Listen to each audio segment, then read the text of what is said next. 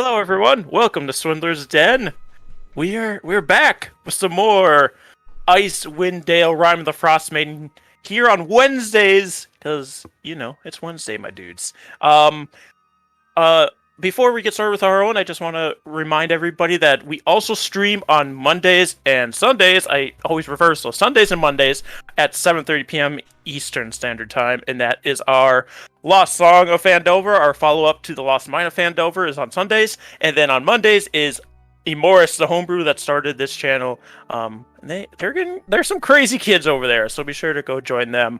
But otherwise, be sure to follow Swindler Den on all social medias, and we're going to introduce our players before we get into the recap. We'll start with, once again, Grizlocke, if you want to tell them where they can find you and who you're playing today. Hey, I'm Grizlocke, who plays Orlin, the half-orc wizard. You can find me at all things Grizlocke. I am planning to, maybe tomorrow night, start streaming, Resident Evil Village. So if you want to see that, come on by tomorrow night. Ooh, I'm going to have to swing in, because I enjoy the beginning of that game.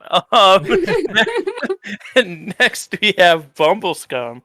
Hey, it's your boy Bumbleskum. I play Highland Sworn Sword on this here game that we are in. That's the info. That's the info you need.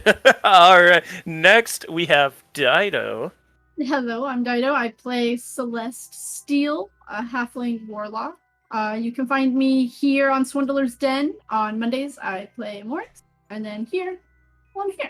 And then on Fridays, you can find me over at Weave the Tale. We're about to finish up another horror tabletop RPG. I think there's going to be some PvP this week. That'll be fun. Happens ever. So yeah, be sure to go check that out. Next we have TommieTaco. Hey, what's up? I'm TommieTaco, and I play Zavros Weinrin, the half-elf ranger. You can find me here on Wednesdays on the channel, and you can also find me on Sundays playing Zorag and Lost Song of Fandover. And you can also find me at twitch.tv/TommieTaco. And that should be it. Ooh, and then last but not least, we have Dr. Phage. Hello, I'm playing Axel, the Goliath fighter. You can find me here on Wednesday nights, and then in real life, if you're smart enough. Only if you're smart enough, though. You got to take a quiz before you can find them. So, I with still that, haven't found him. last week, as a little bit of a recap, our group was about to head into the tundras in between the 10 towns where you can find things like the Dwarven Valley, and heading up to Kelvin's Cairn, one of the prominent mountains within Icewind Dale. Before they could head out, they were stopped by a halfling riding an axebeak, who we found out was Celeste, Celeste is the full name, yes. Our newest party member, who was just introduced here as our players were introduced. They talked a little bit, they found out a little bit about her. She was sent to check up to make sure Heinlein was able to find Sefik and what his progress was on that. And she was told that yes, he had been found, but they were still working on it, and they had something else they had to do first. And she quickly said she was going with them. So, joining our party out into the wastes, the tundras, they made their way towards Calvin's Cairn. They came across a humanoid who was shambling through the tundras, but decided to leave as soon as the person became hostile and charged them. And as they traveled further, they made it into a blizzard. They decided to push through the blizzard, be not far off from Kelvin's Cairn, and after passing a wrecked sled that they decided not to investigate further, they continued up until they were able to make it to the mountain where the blizzard cleared. They found the base camp of the persons that they were looking for and started to ascend the mountain, leaving their mounts and Shannara, their mummy that they have been carrying around with them, behind. As they made their way up, they crossed some things like mountain goats and eventually were caught in an avalanche. A few of our party members were trapped beneath the ice and snow, But Axel and Celeste were able to hide against the wall of the mountain, and then everybody was able to either dig their way out, or Axel shuffled them out in his new enlarged form that he's able to take. After they pulled everybody out of the snow, they then found another person that was trapped within the snow. It was Garrett, the guide that they were sent to find. He then explained that further up the mountain, they had been attacked. His group had been attacked by a Yeti, and he had run further down the mountain to draw the Yeti away so the others could possibly escape. And then, as they were reconvening and getting themselves together, 2 Cray Cats attacked them, but they were able to fend them off. And this is where we are now. So one of the Cray Cats went over the edge as it was trying to escape, and Celeste was able to kill it before it made it off. But it did fall down the side, and you still have the one with you. You also have Garrett, the guide, and Boy, his sled dog, with you currently. I will pull you over to the map as you discuss what you want to do next. I just want to say that I love the name of the dogs, Boy and Dog. Boy and DytoDnD.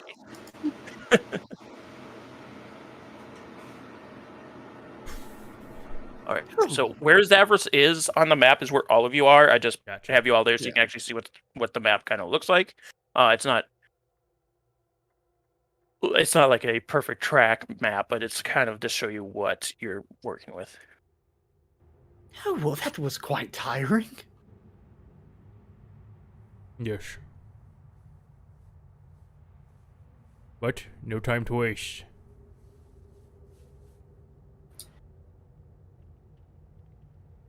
Now I have a question.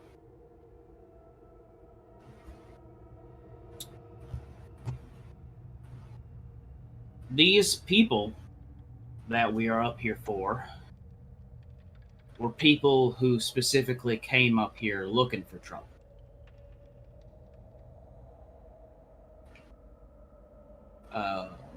I suggest this man here is not looking for trouble, but simply doing his work here, going up.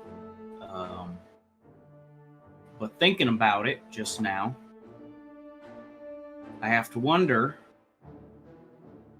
to what degree do we owe any of these men and or women saving? If this is something that they specifically sought out. We don't owe them saving. We're looking to hunt this thing ourselves. No, that I agree with. The urgency is what I'm questioning. It's to keep with our timetable. We have to get to Sefik before he kills again, if we could.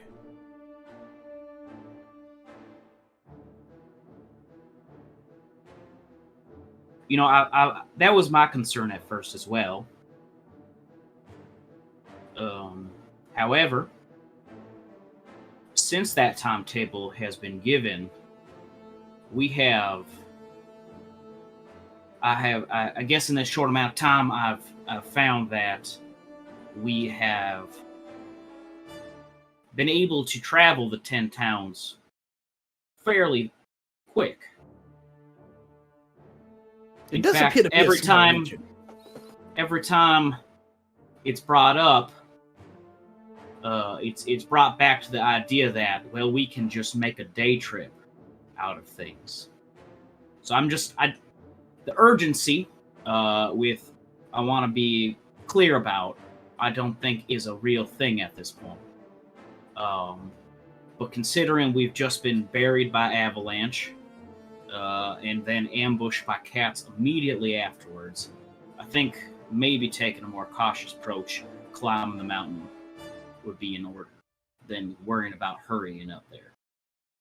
I might have a little bit of a compromise if we want to do it quick but a little slow. I just need about 10 minutes. And everybody will feel a lot better. Promise. All right. If we're waiting on her, I'll... Orlin, do you need any parts from this thing? Could always use more parts. I look in the snow for my short swords, and I'm assuming I'm not holding anymore. Yep, just stay not on top of each other, but kind of close. You're and not going to stab us, are you? That is also another concern of mine.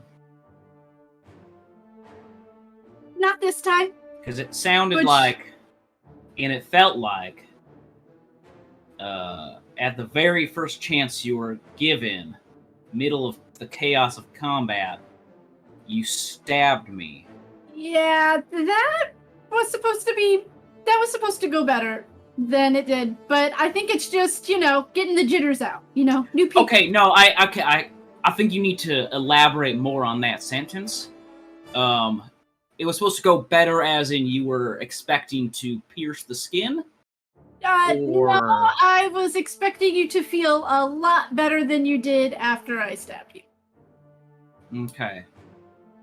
Oh, trust me, you definitely want to explain things to him. The last person read his mind, and he threatened to cut her eye out as I stab into this fucking this crag cat to start Okay.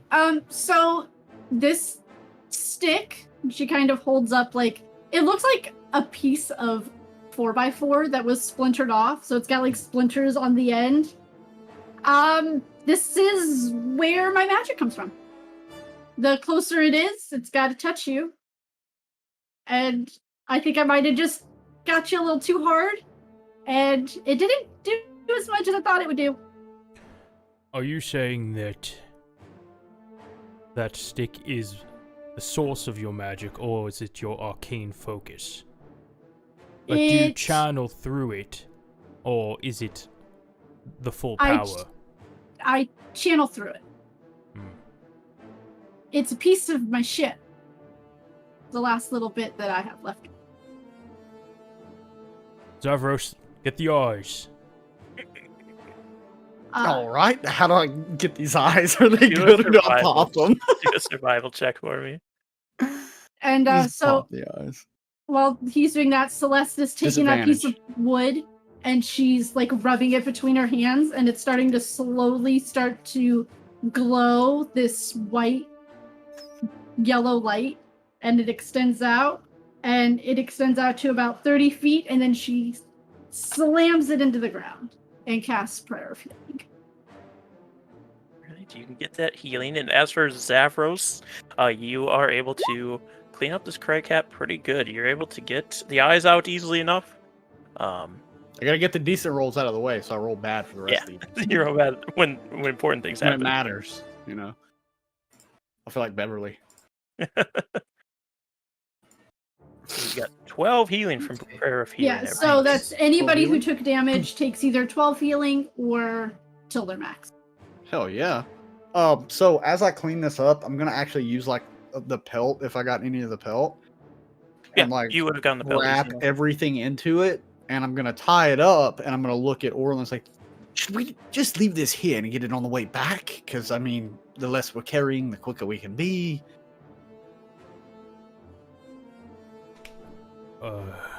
He says, how? You may lose it in the snow. It is white. Well, what if I bury it the same route that we took? It seems we are in no rush anyways, I guess.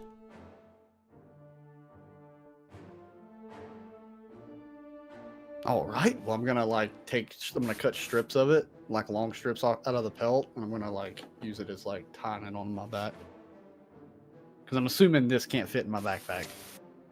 You're tying the whole cat, or just the pelt? No, just the pelt. So I got the pelt, and then let's say various body parts that you wanted. Mm-hmm. So I've kind of taken them and bundled them up, and then I just kind of strapped it to my back. Where's the moose pelt?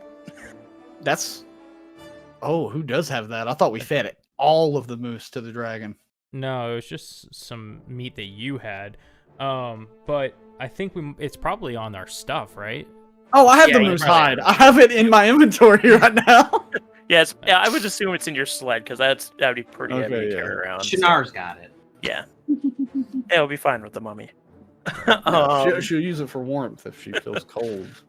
Strangely. As Zavros is like making this makeshift backpack and strapping it to his already slow and weak body, I just like pick up the bag and just like fling it over my shoulder and then crouch down like, does anyone need a ride up the mountain? I immediately climb on his shoulders. Okay. I'm just like sluggishly buddy. too. Like I'm just struggling like a 3-year-old trying to climb up their dad's leg. I'm just like, There you go. I think I need some help. Oh, you're a mountain in and of yourself. All right, you can continue forward then. As you make your way further up the mountain, as you get to here, so at this point, the path becomes less like straightforward.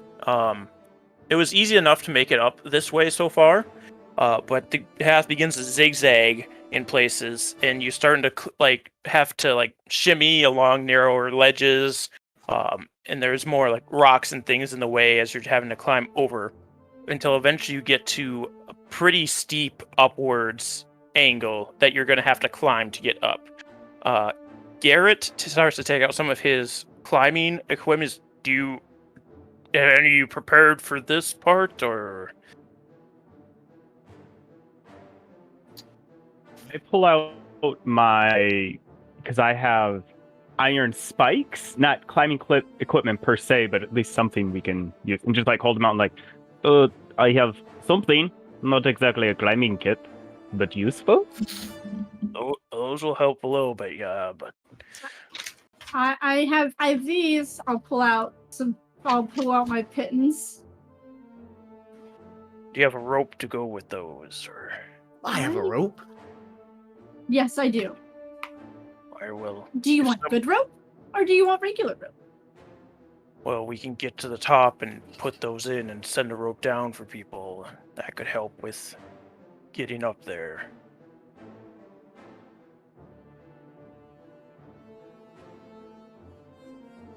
Well, I'm going to start. If anybody wants to join me, they can. I can take your pittance and send a rope down for you, but... I think I'll wait. I'm very tired, so the easier the better. I mean, Okay. I might be decent at climbing. I mean, I climbed the mast of my ship all the time. If nothing else, I'll just pull out a rope. I've got at least a rope to contribute. All right. Garrett is going to begin climbing. Does anybody join him on this initial way up? Nope. Let him do it. Yeah. I'll join him on the way up. All right. Yeah, I will too. Can I cast guidance on myself? Yeah. To make it up this mountain? You can cast guidance on yourself for the first check, yes. Okay. So, as you start to go up, I need a athletics check from Axel and Celeste. And Garrett has to do one too, but he has advantage because he has actual climbing equipment. This is terrible. That didn't roll the d4. 7, 8, 9. 9. So, Garrett passed his, but unfortunately the both of you did not. It's a group check. So, like, you begin to start trying to climb, and you aren't, like, able to find good handles to put your hands that aren't, like, covered in ice. You don't make much progress.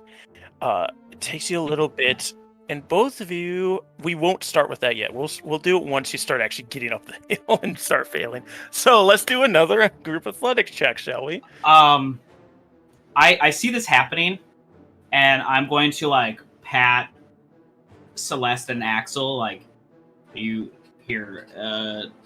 I think maybe one or two of you should stay here and watch while I'll go up and help them.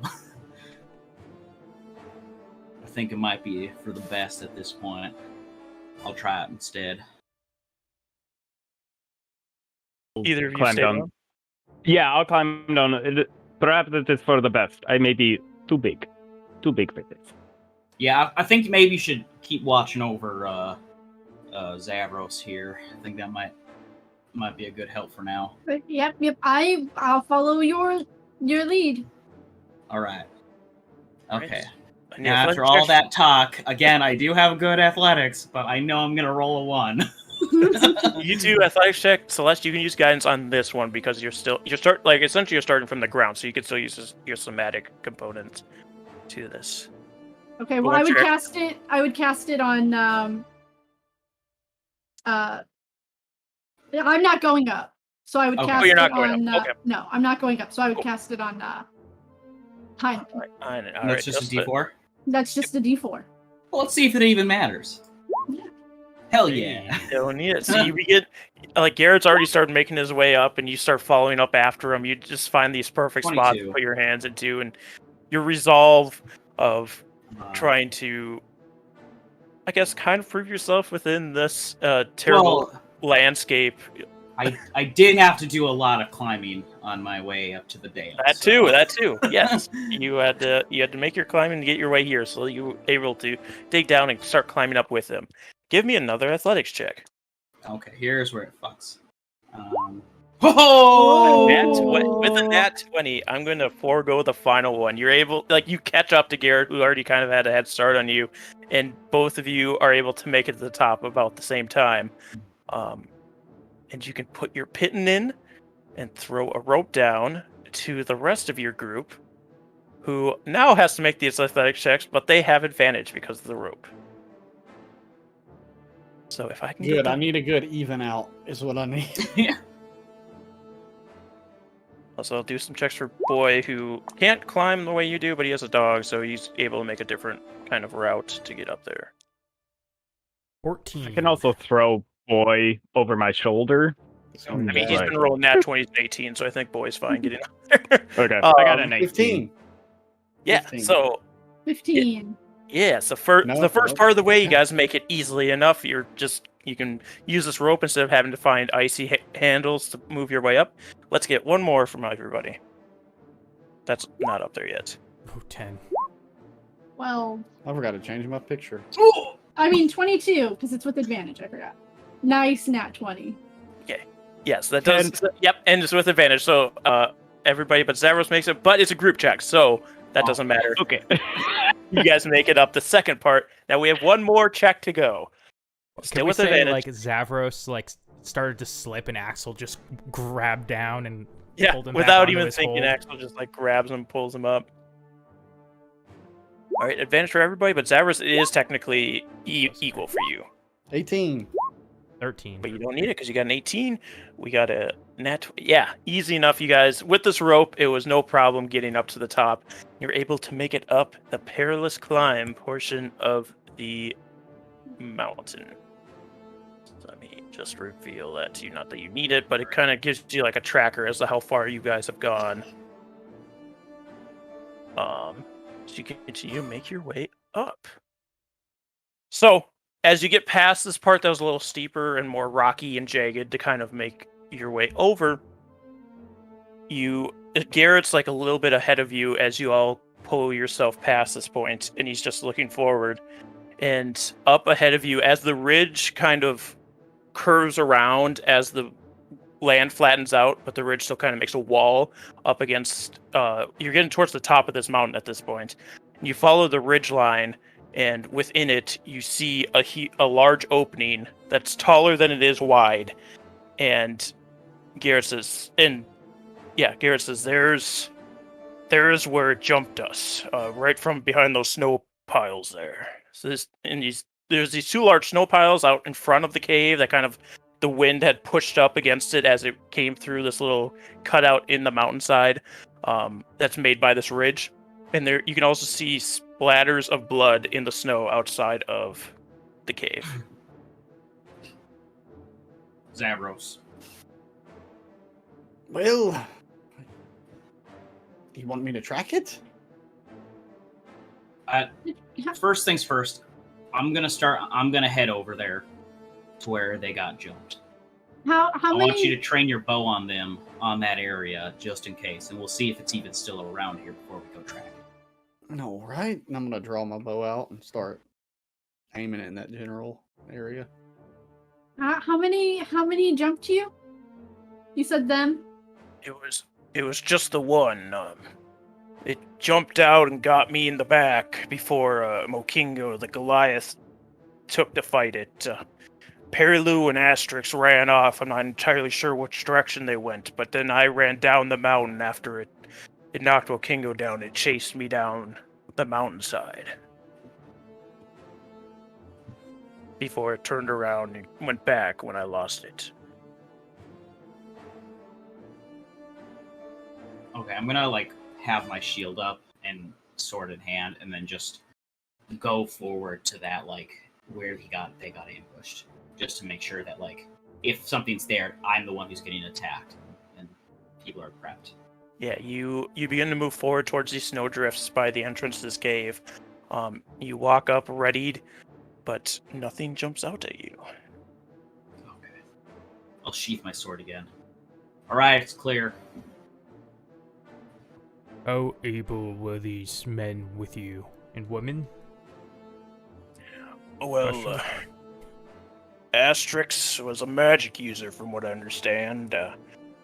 Perilou seemed like more of a companion to Mokingo, the Goliath, who was here to fight whatever, or not fight, but test himself against whatever mythical creature they were looking for before the Yeti found us.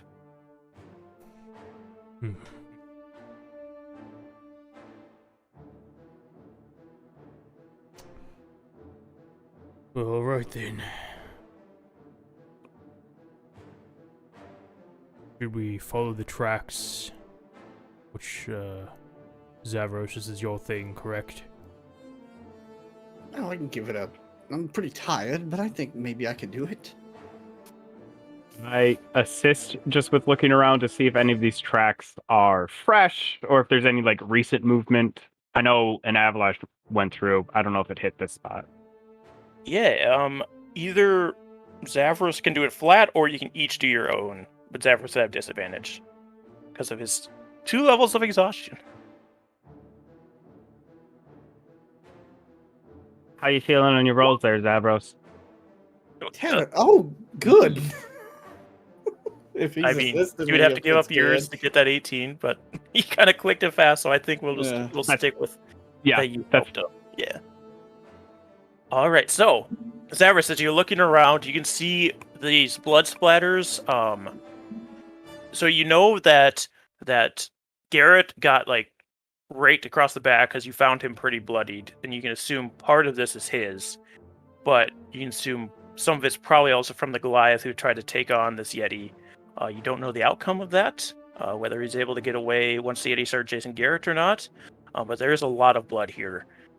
You do also see tracks from, very faintly, tracks that are heading further up the mountain, past this like ridge where the cave is in the wall, and you see the Yetis. You see larger footprints, what you can assume would be the Yetis, that come in and out of the cave in different directions. You're not sure what was the most recent of those, but those are all you see. There's also like drag marks that would go into the cave as well. Well, as far as the people, they're more than likely definitely inside there. As far as if I can pick up what's most recent, no luck. I just see a lot of big footprints leading in and out.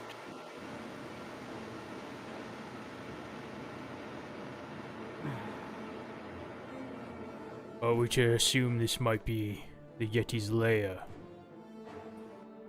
I would assume yes. If we have time to waste, we could wait inside. But that does risk that the hunters get to it first.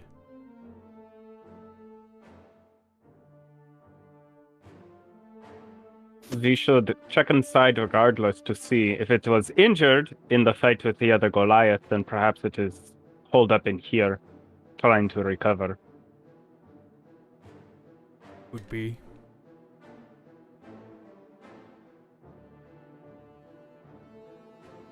Yes, let's investigate inside.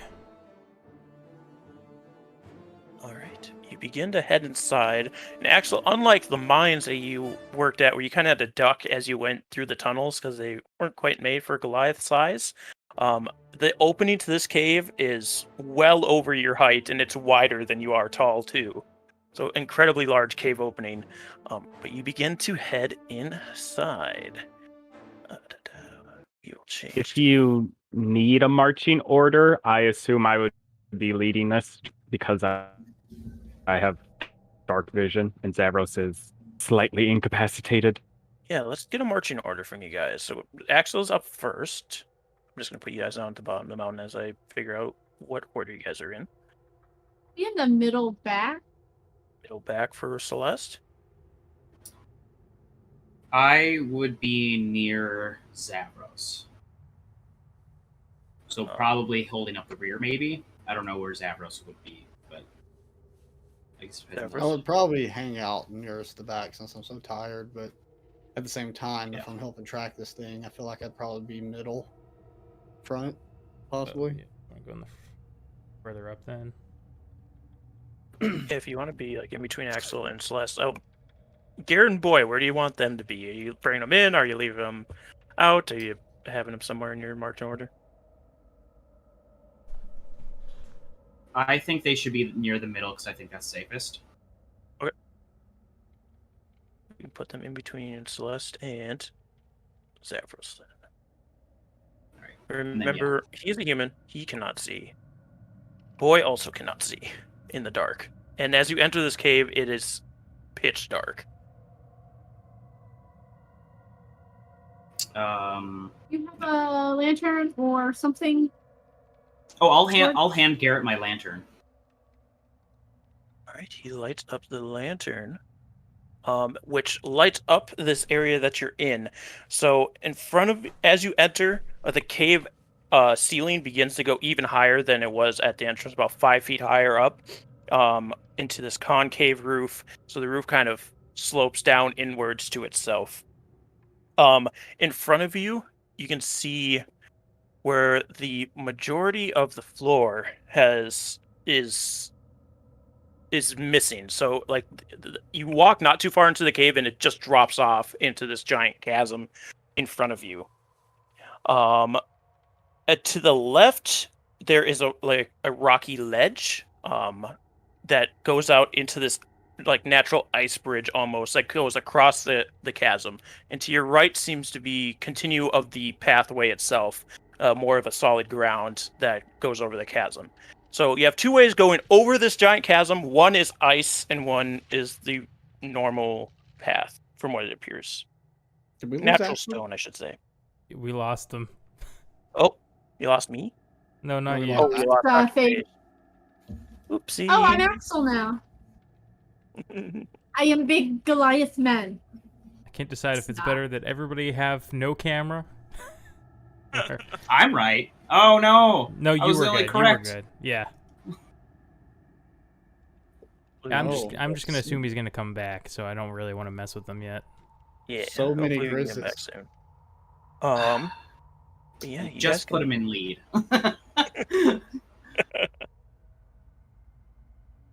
So, up to you which way you want to go. You have the chasm directly in front of you. To your left is an ice bridge. To the right is a stone bridge. This ice is pretty treacherous. We maybe stay on regular solid ground. Who would build a stone bridge up here? I say a stone bridge. It just seems to be a continuation of the ground. Gotcha. I mean, it could be natural. Yeah, if it was apparent that it was natural, I probably wouldn't have said Yeah, that. it appears to be natural, as if like the chasm formed underneath this spot. Merlin just sees a natural cavern, Yeah. like stone floor, and goes, "Who would build such a thing here?" I don't know how much you missed, Axel, the description of the cave. But you have a chasm with an ice bridge going over it, and like the natural ground creating a bridge as well over it. Also, you're in lead, so you should probably have an opinion on which way to go. So there's an ice bridge, and then like a normal bridge. Yeah, or like the a ice stone bridge goes to your left and is at the far left side of the chasm, and then the stone bridge, which is like naturally formed from wherever this chasm was created, is on the right side of this chasm and goes over that.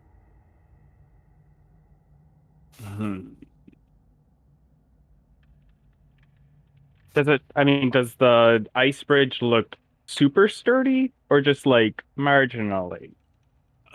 You can make a investigation or perception, depending on how close you're getting to this thing, to check it out. Good. Because I'm better at that.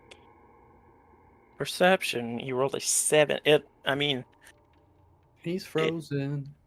It seems to have been here for as long as it has. You don't know how much has been used, if at all, but it's holding itself up over a chasm within a cave that you assume has been used by something. So, up to you.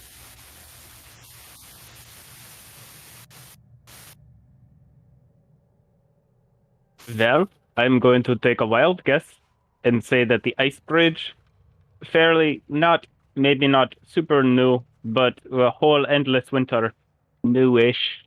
So perhaps start with the stone bridge, if the Yeti has always lived here.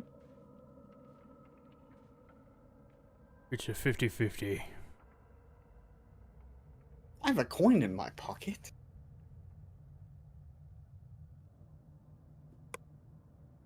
Good job, bud.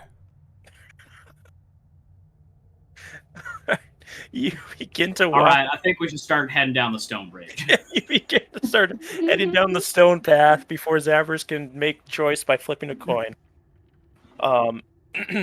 As you enter into the chasm closes off into a room as you go over the path, and as you enter this room, the ceiling gets much lower as it comes down to 10 feet, so like right above you. Actually, you still have room to stand at full height. But as you enter this room, the floor is covered with bones. You can see bones that still have bits of flesh on them. You can make out different skulls. You see some goat skulls, some more humanoid-looking skulls, bits of cloth still gripping to bones. And as you continue to look around, you can see they're like kind of alcoves in the cave wall that seem to have been naturally formed into them.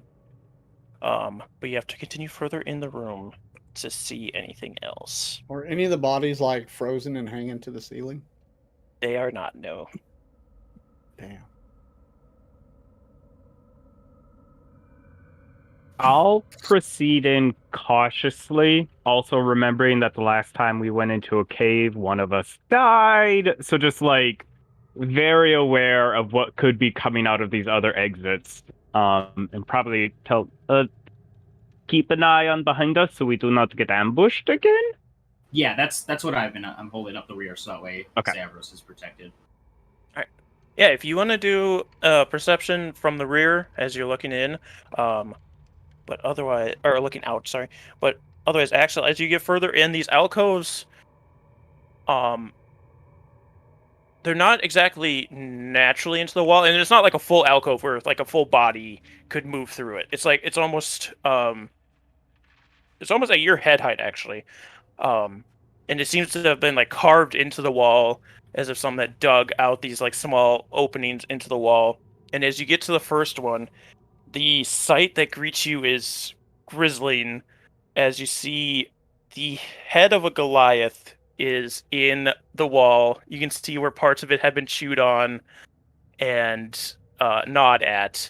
And as you continue to look within all of these alcoves, you see like there's 2 dwarf heads in different ones, and the majority of them are human heads. For a total of So 7. there's no exits to this room. God damn it. We both kept waiting for each other. Damn it. The glory of online play. Let's do Grizz's quip first, and then we'll get to your question. I can't even remember it. He's a bit of a collector like you, Zavros.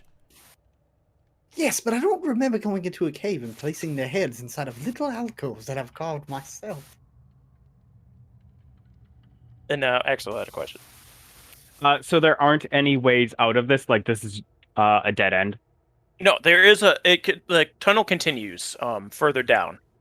Yes. But yeah, you'd see like on the ground, you'd see like these skulls of like goats. Majority of the skulls on the ground. It seems like the humanoid heads have been kept mostly intact, other than like being gnawed on. And then there's the bones of all these different bodies on the ground, as well as you try to either gingerly make your way around them or just step on them, crunching the bone. I will give that up to you guys because I don't know how stealthy you're trying to be going through here. Before we move out of this area, like at least looking at the Goliath head, because I know there is a Goliath in the party, how fresh does it look? How freezer burnt? It looks newer than the other ones. The dwarf head also seems newer, but not as new. I do want to mention, when we're in a cave, I'm wearing chainmail. So unless someone specifically is like, hey, can you bandage that up so it can be quiet? It's just an echoey sound of shink, shink, shink, shink, shink, shink. Yeah. So I am not a stealthy man. You know, you're awfully damn loud. No, What? Garrett. I just thought it was music. All of your hunters accounted for here. Pointing at the heads. No, I mean that's Mokingo, but the other two don't. There was a tiefling and a halfling. I don't see them here. I don't know their fate, but hopefully it's not as grisly as this. Don't see any tiefling or halfling bones laying across the ground. Make a survival.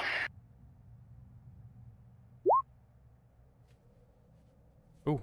12. Unfortunately, disadvantage. But from what you can see, no, it's mostly the majority of it are goats, and like larger beings than halflings. So you know for sure there's halflings, and you don't see like the typical tiefling parts, like hooves or horns or anything. So from what you can tell, no. Well, I can't seem to see the bones around here, so maybe they're elsewhere in the cavern? Or they made it out. Go in? Like to go deeper into the cave? Yes, we should continue on to see if perhaps it is resting inside. Is this a big room? Not very large. It's 10 feet tall, but it's like tunnel width. Okay. About 10 feet wide even. So Gotcha. 10 by 10. It's like welcome to my house. It's the foyer of the house, you know. Well, not the foyer, but Can I take a moment to listen while nobody's moving? I just want to see if I hear any Yeti noises. Yeah, do a perception check for me. Okay.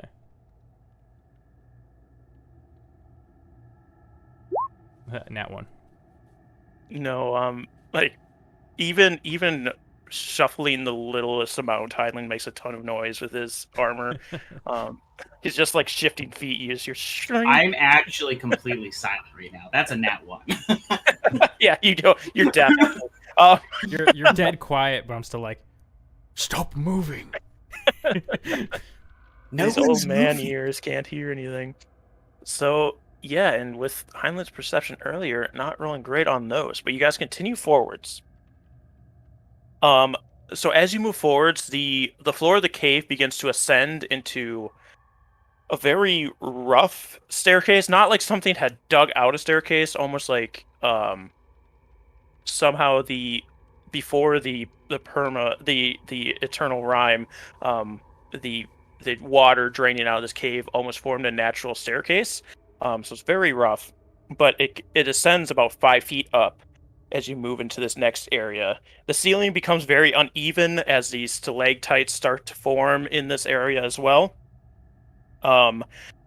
And as you're looking around and the lantern starts to fill this entire room, you can see far to the she kind of wrapped, so you went north up this path, and it kind of wrapped to your left as you went up the staircase. So down to your left even more now. It seems like the floor suddenly drops off. It's pretty far away, and it's not your immediate draw of eye. Like some of you catch that, but up in front of you, you see in the corner sitting is this small white figure who seems to be holding some kind of it almost looks like a creature kind of curled up. And I had everything pulled up, but then I refreshed and got rid of everything. So hold on while I pull up pictures for you guys really quick. As you see this small white creature in the corner holding another figure that seems to be curled up, and you can make out they're crying as the small creature's crying to itself as it's being held by this smaller white creature. And behind the smaller white creature, sitting in what appears to be some kind of like rock bedding area, is this large white figure, and as it sees you, it stands up, anticipating your approach, and begins to roar. I need what's the word for this? Initiative? Initiative. I was gonna say incentive. Like what? I need some incentives here, guys. Is that You want to like live, you start lining my pockets. The little one is so cute. Yeah, now, of course, we get another monster we're not going to be able to kill.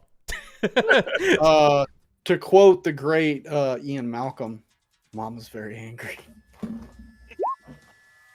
20, oh! I mean, not a natty, but still. Not a fatty natty. Not a fat nat.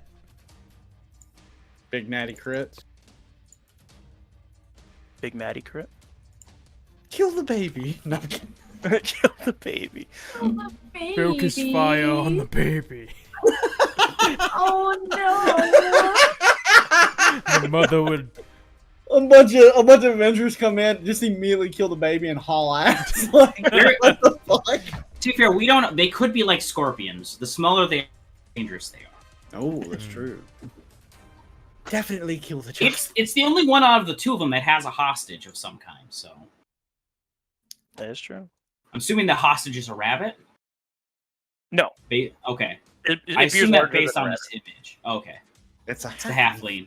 It's got itself a pet halfling. It's like when Oh, the no. T-Rex in Lost World That let the doesn't baby bode eat the well. dude.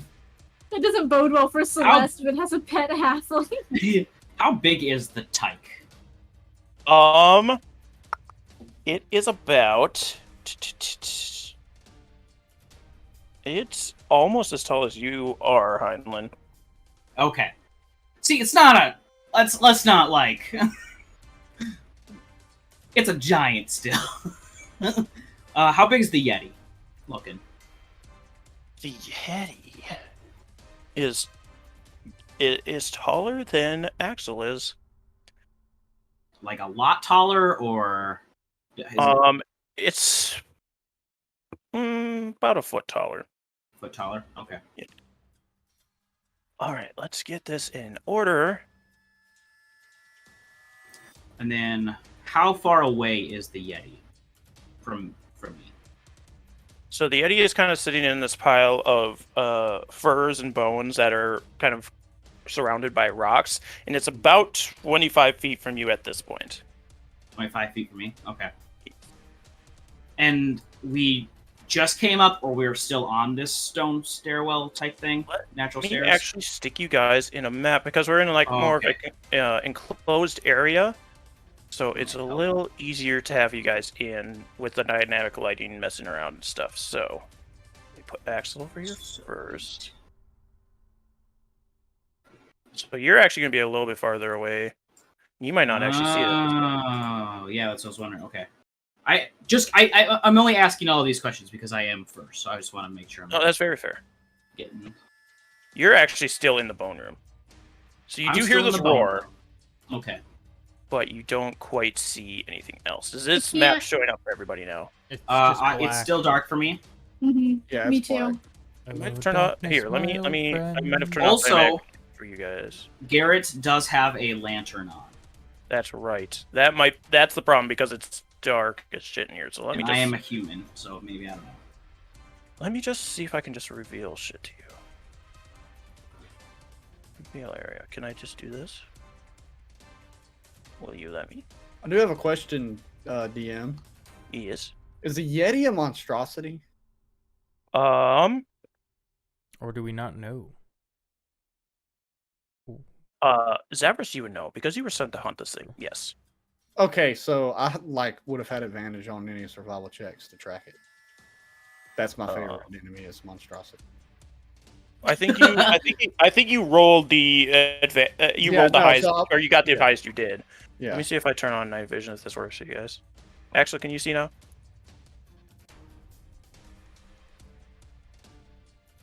No, I cannot. It is still all Give me any black for distance, me. 'cause I'm a freaking idiot. Let me do this. I like See if how Orlin you can asked see it. about the monstrosity thing after we found it. Yeah, no, because I was just sitting there thinking, I was like, is this thing a monstrosity? Because I was looking through my feeds, so I was like, wait a minute. Orlin, you can see her now, right? Yeah, I can see. I have a question. I can see now as well. Yeah, I just had to put distance on the night vision. Mm. I don't have to do it with Garrett because I can see her. You the GM, baby. You just have to make sure Garrett is emitting light. I just turned on night vision for everybody with 40 feet. Because I'm not going to deal with that. Okay. So you'll be able to see 40 feet no matter where you're standing. It'll be Okay. fine. Okay. Alright, so Heinlein. So I hear that roar. Well, shoot. I am all the way in the back, but I am. So great upwards sense. is where everybody's going. Obviously, you can see where they are. Yeah. But in this thing, it's going to be hard for me to just push past. So I think I'm just going to hold for... I'm just going to give it a few seconds. So I'll just hold my turn for now. Possibly before Zavros goes. And All then right. just turn me into an 18. You just want to straight up give your turn all the way down to 18 every turn. Well, I mean, if I'm holding my I just did that. I just turned into an 18 because if I'm gonna be holding my turn till then, that'll probably be where my initiative lies because I'm not just ready in action. So I think that'll work. Okay, cool. That's fine. Orlin, you can see it's Yeti roared. It's still sitting down in this bedding kind of area, and the tyke is just outside of the bedding, with this holding this figure. It had to be a baby.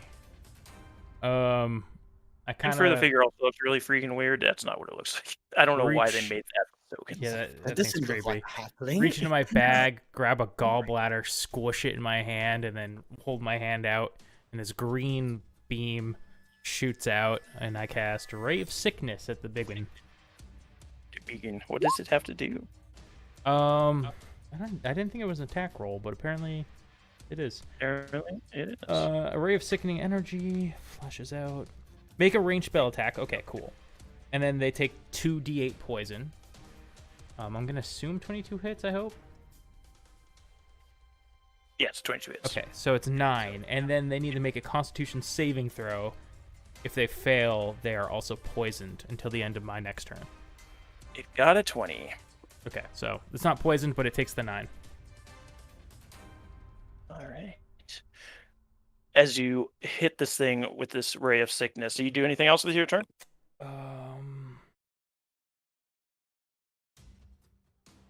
No, I would move out of the way so people can start filing in, but I think this thing's gonna be mad at me now. So I'm gonna cower behind Axel. So as you hit this thing with this ray of sickness, it starts to stand up from its bedding and just vomit coming out of its mouth onto its chest as it roars once again and charges forward after being attacked. And is going to go after Axel, who's right in front of it. I meant to say kidneys, not gallbladder, but that's okay. The first one is a 25. Yeah, that'll hit. That'll hit. Does 5 damage. Oh, that's not too bad. Plus You had to say it. 2 more. So Oh, it's not that bad at all. yeah, so Is 7 that- damage total. It's like a living it's Was 5 any of that- slashing, 2 cold. Actually, sorry. It's 5 it's 1 slashing, cold. 2 cold, but minus down to 1, so total 6 damage because you are resistant Great. to cold. And gonna claw at you once again. It was cocked, but it would have hit if it wasn't. It's still gonna hit for 20.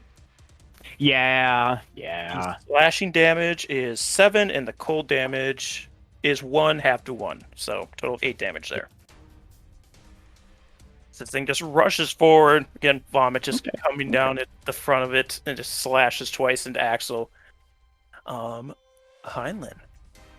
Okay, having seen like the ray shoot out and seeing like the sounds coming closer and Axel reacting to being hit, at that point, kind of seeing this area, I'm just gonna push past everyone to get up to here. Then just kind of get out of the way, and then run up there, seeing what the beast is and where it is now. Seeing it tower over Axel as it tries to like slash down at him or punch him or whatever. I'm gonna go up and I'm going to slash into like up into like his rib cage with my sword, and let's see if it does anything. 8. 8.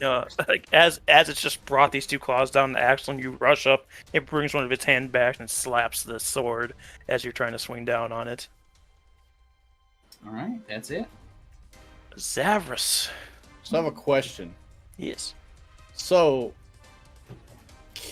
is it that I can't end my space in the same space as someone else, or Correct. can I just not like run into a space, shoot, then run back? Yes, you can run to a space, shoot, and then run back. Okay. So I'm going to like run up, kind of get in front of Garrett, and like, oh, you should probably get behind me. And then as I lift my bow and grab an arrow and I go to shoot, I'm going to do my Slayer's Prey. So that's if it hits. I'll do an extra 1d6. So let's go ahead. So boy's here. I forgot. He's off in Nowhere Town over here. What'd I get? Oh man, I only got a 10. Got a 10. I'm yeah, assuming that misses. It does miss as this thing is just deflected. Heinlein's sword, the arrow goes whizzing past its head, and it looks back out as you are looking at it, and you back up. Yeah, I'll just back up to where I was and be like, oh, that thing is quite fucking hideous. The Yeti tiger, the smaller Yeti, grabs this creature that it's holding, and you can hear the creature whimpering and crying as it like pulls itself back further into the wall to try and get away from this onslaught that's happening to however it's related to this other Yeti. Boy and Garrett, on Garrett's turn, are both going to move backwards to stay out of this fray because they don't want to be in this. Axel.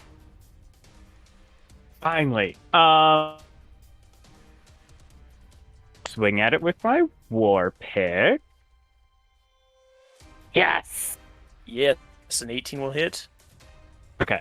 So I'm gonna do that, and then holy shit. Damn. Coming in with the big blows, baby. I am also going to, as I'm swinging up with my war pick, the tip of it starts to glow bright red as I'm going to invoke my Fire Ruin, and it's going to take 2d6 more fire damage. Hell yeah. And I need a strength saving throw from it. A strength saving throw. It got a 23. Okay, I mean, so like these fiery shackles start to form around it and then just dissipate. But he does take 7 damage extra. Yeah, so it just like rips out of these fiery shackles and they dissipate around it. Yo, that fire Garrett already took his turn to back up. I'm also going to second wind as my bonus action. Very good. Celeste. I'm gonna take my piece of splintered wood, and I'm going to tap Axel. I guess, I don't know, like, I guess it'd be like his knees or his thigh. I don't know, yeah. And big man, here. Hopefully this will go better than last time. And I'm going to use one of my healing lights on him, which is 5 healing. And that's my bonus action. And then for my action, I'm gonna immediately turn my my stick toward the Yeti, and I'm going to Eldritch Blast. All right. For a 16 to hit. That will hit. And I'm going to back up. Yeah, there. Should have gave him a steroid shot right in the butt cheek. I don't think I can reach his butt. All right. Orlin. All right. I'm going to at level 2 cast Magic Missile. So that's 1, 2, 3, 4. As these, magical missiles just fire out and impact. These magical missions start to impact this Yeti, just hidden in the chat stall for him. And as the last one impacts, it starts to fall backwards and is dead on the ground. What the fuck?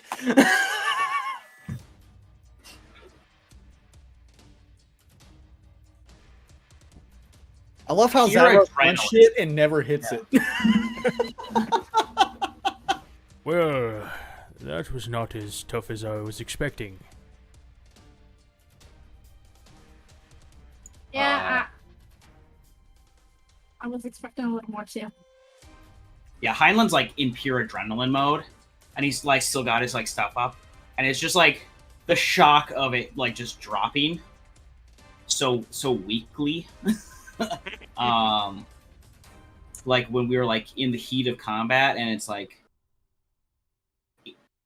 he's still like just clenching his stuff up, like kind of like frozen, unsure as to like just in complete shock of this. Zavros casts Cure Wounds on the Yeti because he thinks this is bullshit.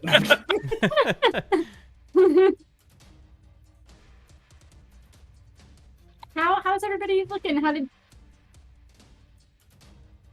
I'm well. I'm fine, but I'm going to start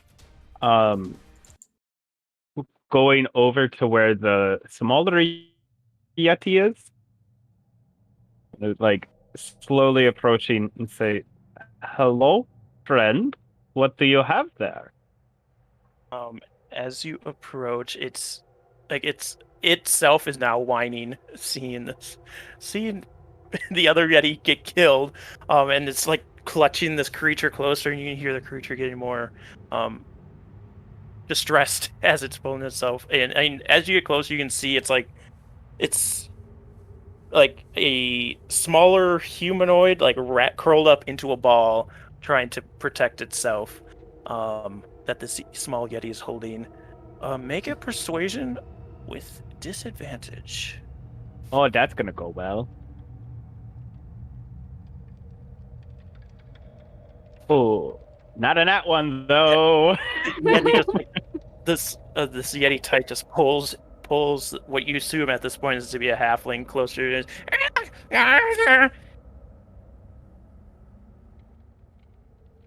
I'm still gonna take enough closer to it and say, "Well, we have an easy way of doing this and a difficult way."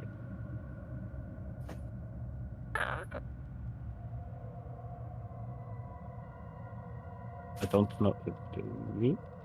Are you gonna try and pull I don't. something away from it? I don't know. I don't want to hurt the halfling.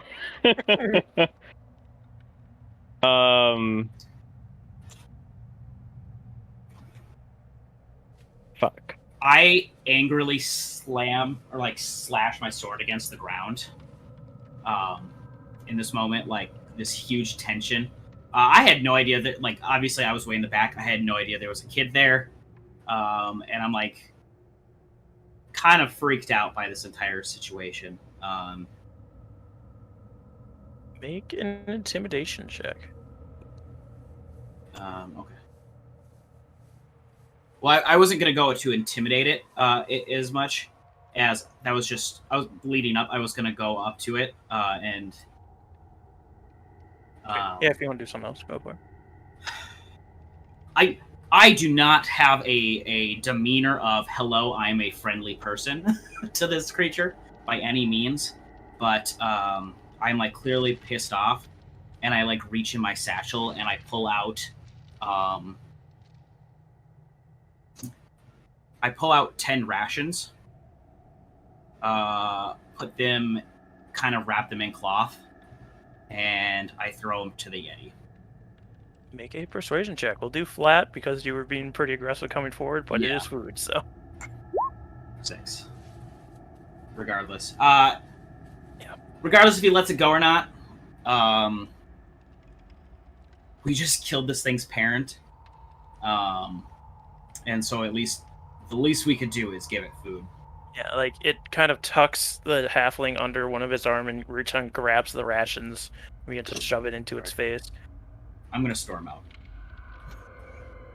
Right. You guys can.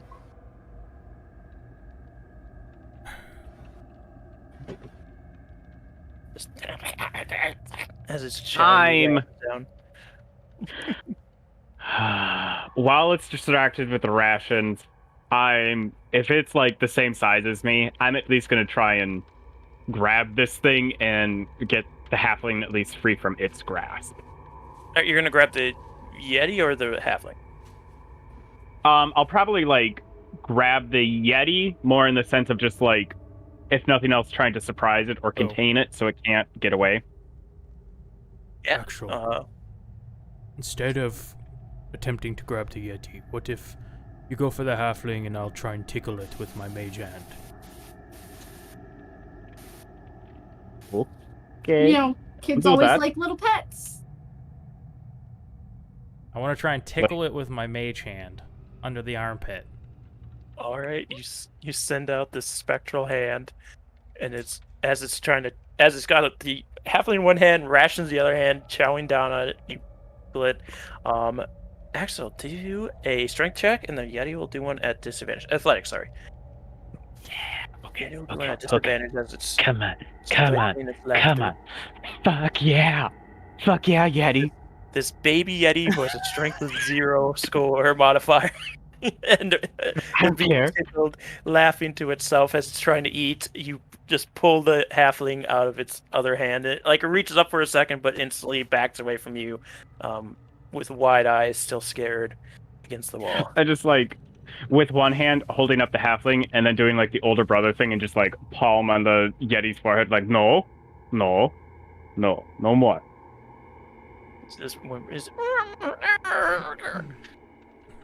You do know what we're going to have to do.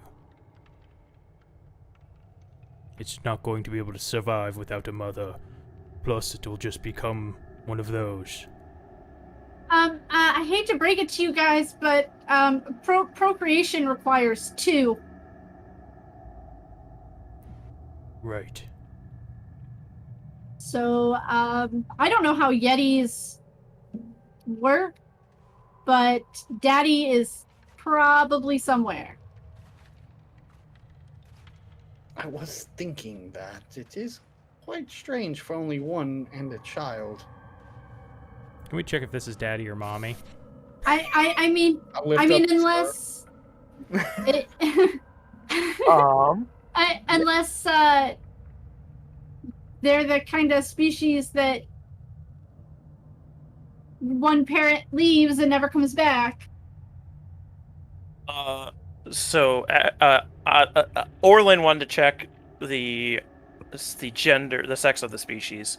Go ahead and do a nature or arcana check. I can assist him in that, right? 19. You can, but he doesn't need it. This is, you can tell it's shorter in stature than what your books say a male would be, as well as the horns aren't as large. So you can assume this is the mother. As to the father, you're not sure where it would be or what the case would be of it, unless you did a separate check. Do I know, like, because I was sent to kill this thing, I probably did a little bit of research. Yeah, do it. Do maybe how their culture works. What's it called? Do a a nature arcana as well with advantage, and I will allow this to actually be with advantage, not equaled out. Okay. Because this is something that you did in the past, essentially. So you wouldn't have been exhausted when you actually did it. I got a 16. 16, yeah. So you know, because the Yeti is more related to, like primates rather than like bears, where bears will leave, and be solitary, where primates kind of stick together. They So have like a you family would, system. yes, you would assume that there would be a male around the area at least. Well, usually there's a family involved.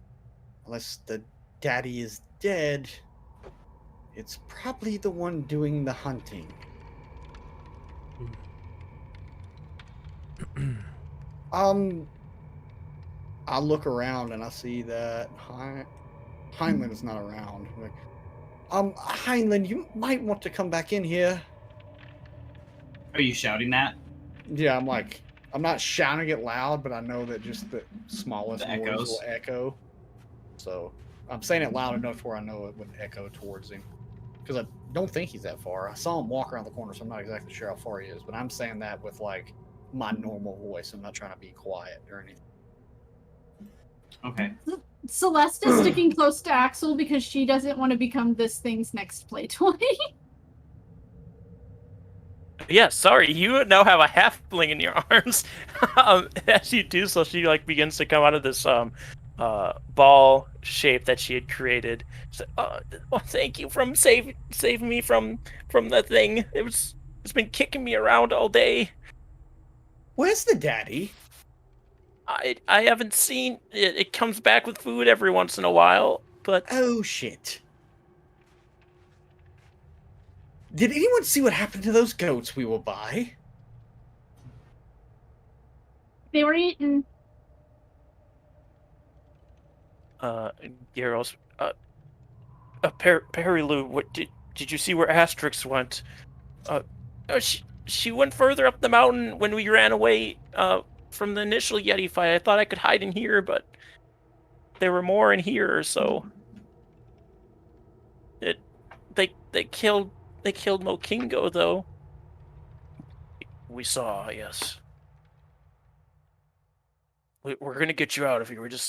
We gotta find Asterix still.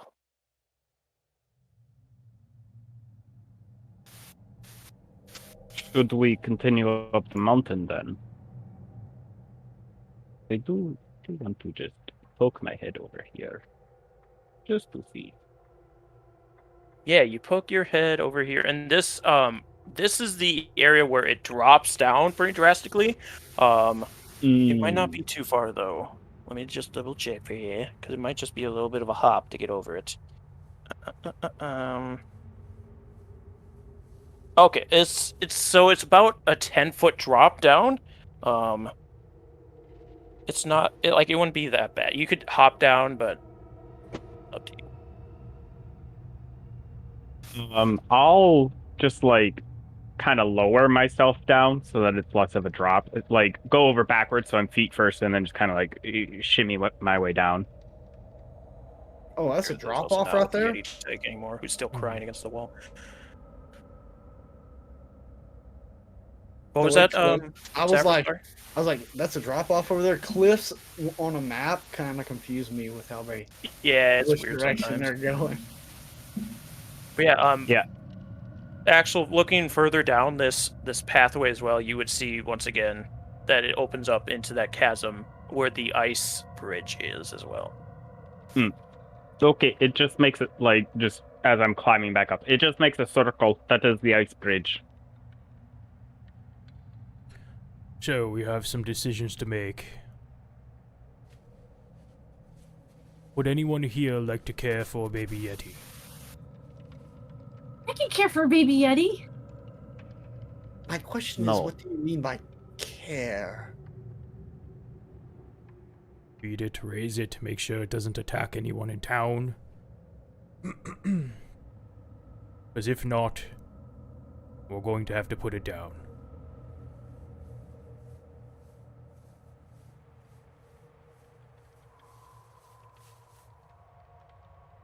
I am not prepared to have a child.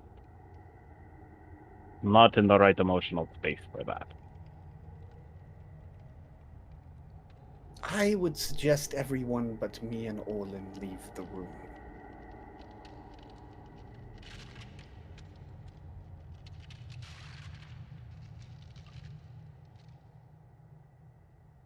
I'll start heading out then. Garrett, Boy, and Perlu will also follow Axel out of the room. I'm Which, again, gonna that's not what Perlu looks like. hide behind the big Yeti because I don't want to leave. I want to see what they're doing. Make a stealth check. I'm gonna cast guidance on myself. It doesn't matter, but I'm still gonna cast it anyways. What? That's not what I. Oh, I hit the wrong. Guidance bolt. I guiding bolt myself. Why did? Celeste just killed herself. Wait, what? Yeah, it's like 21. you like start to walk out of the room and you're like hiding yourself in between everybody's legs as they're leaving, and then you quickly duck behind the Yeti's body. As Zavros and Orland, at least your passive doesn't see her, so. Okay. I'm gonna walk like I'm gonna gonna- keep a distance from it. Yep. And I'm just gonna motion towards Orlin to kind of come next to me. Did you say motion to me? Yeah, I'm gonna like Yeah. motion to you to kind of come close. So, Yeah, so this is something we should do. I believe so. Were you not hired to kill a Yeti? That's what this one will become as well. I'm well aware of that. Well, It's not a fun task. no, this is. Let's just say I question how my sister could do this. And with that, I'm just gonna kind of pull out a ration and kind of walk up to it and hold it up to it. And I'm gonna have my hand on my short sword. Like it's pretty pensive at first, and it's gonna quickly reach out to try and grab the As ration. it grabs it, I'm gonna pull my short sword and try to stab it in the throat. All right, make an attack.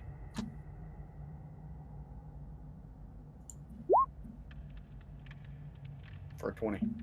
2 damage. 5. Okay. 5. If this thing does not die, I wanted to prepare action, but I wasn't sure how this would. Yeah, play you out. can do this at the same time because you knew what he was trying to do. So Yeah. Trying to end it quickly. Yeah. So in order to end it as quickly as possible, I prepared a magic missile to fire at it. yeah. So, Zavros, as you stab this thing in the throat, you see its eyes go wide, and you can hear the gurgling of blood as it's trying to breathe still. As just for a moment, you look into its eyes as it's still alive, and then a magic missile impacts and kills it. You're just making it worse for me. It's like it stares you deep in the eyes. And with that, I'm just going to pull my short sword out of it. Stand up. I'm going to grab a piece of my cloak that I have and just kind of wipe the blade off, put it back in. And I'm just going to nod to Orlin. You did good. It's not easy, I know. But judging by the amount of heads they had out there, you may have saved some more people in the future. I did contemplate on possibly bringing it food, but what happens when it runs out of food?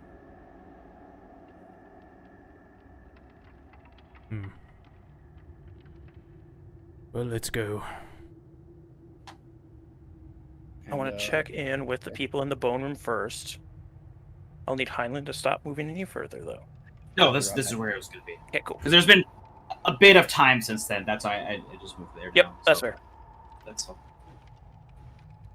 So Axel, actually, so are you guys doing anything with that Yeti's body? And Celeste, what are you doing? So I was gonna wait until they walked past and walk out behind them. Right. So Baka has a fair point. that I think he needs the head or something, I assume. Yeah, so he has some task to actually dress this Yeti. He had to walk away. So I assume would Zevros is probably gonna All right, so get on things.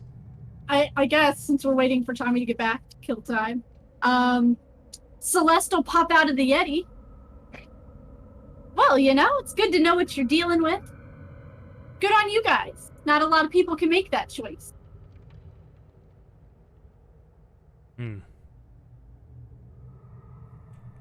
Yes. The choice you would have made. I mean, none of us can take care of a Yeti, and it's triple the size I am. I would have made the same decision. I'm sorry, I got up. What happened? No worries. Celeste just revealed herself. Oh, okay. And we assumed you were gonna start dressing this Yeti. Give her like a nice little tux, Yeah.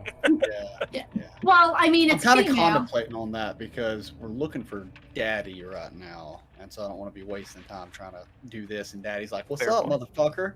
And it's like, "Oh, your dead child's in the corner, and your mate is dismembered right now." Like, I'm pretty sure that wouldn't go well. Fair. We can always come back for it too. When we come down the mountain, we can deal with it. I But guess I would just relay that. Celeste essentially reaffirmed your choice at what you did, saying it was a good idea. Celeste approves. At the top of the screen.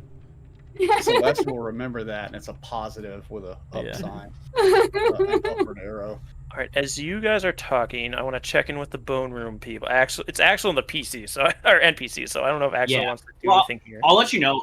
I was still near the stone bridge for a while, and I I heard Zavros say that, and I didn't really respond, or I was just still kind of off my own thing. And then I think as soon as the light Kate started coming back a bit more, and I could see a bit more still when the rest of them started coming down to the Bone Room. I think at that point, Axel would have seen me start walking off towards the cave entrance. Yeah, because you don't have a lantern because you gave yours to Garrett. Yeah. So I didn't go any further until Garrett had gotten back. Very cool. All right, Axel, are you doing anything? So the heads that are displayed, they're still fairly well intact. You said, like, they're identifiable. Yep. Okay. I don't. So there's a couple dwarf heads, some human heads, and then the one Goliath head. Correct? And they all seem to have been twisted off of their bodies. That I didn't need that detail, but it's a nice detail. I will ask, and really kind of like positioning my body so that I'm mostly blocking Makungo's head, and just ask, I have already forgotten their name. The Perilu. What do you know? What tribe Makungo was part of? He came from Sky Tower, if I remember.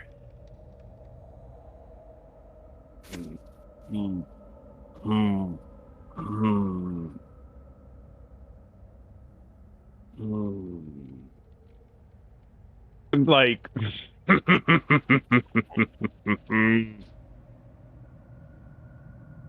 that is good to know. It is probably best if you go on ahead. It's not something for you to see. Okay, and she'll move forward. Garrett will go with her. Keep her company with boy.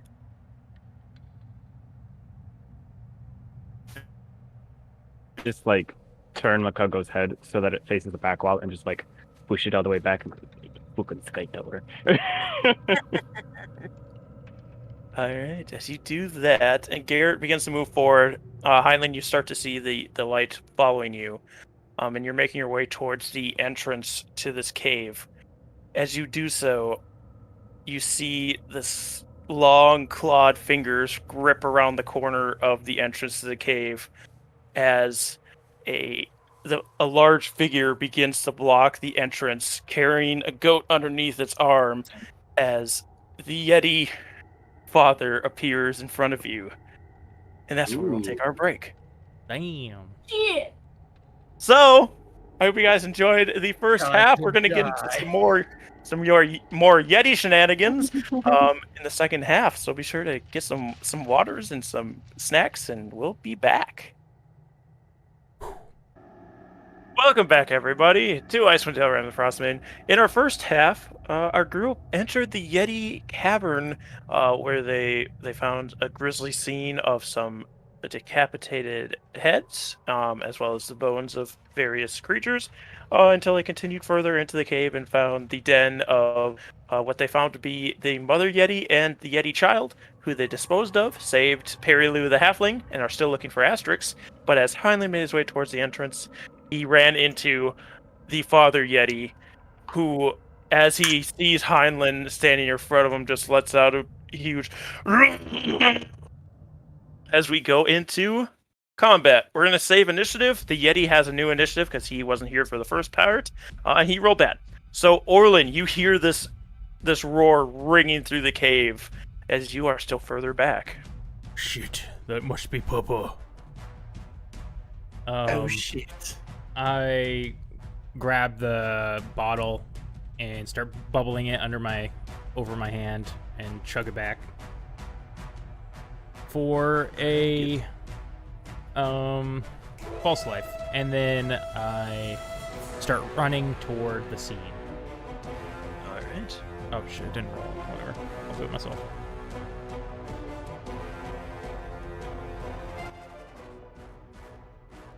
All right. Yeah, As next turn.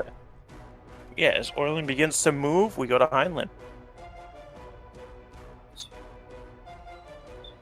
Okay.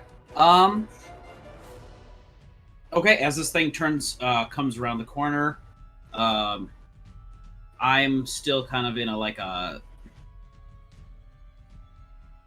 angry, frustrated mood. This thing comes through, growls at me. Probably startles me, to be honest. And in that, I probably just training kicks in. Step, lunge, and let's see if it hits. 11.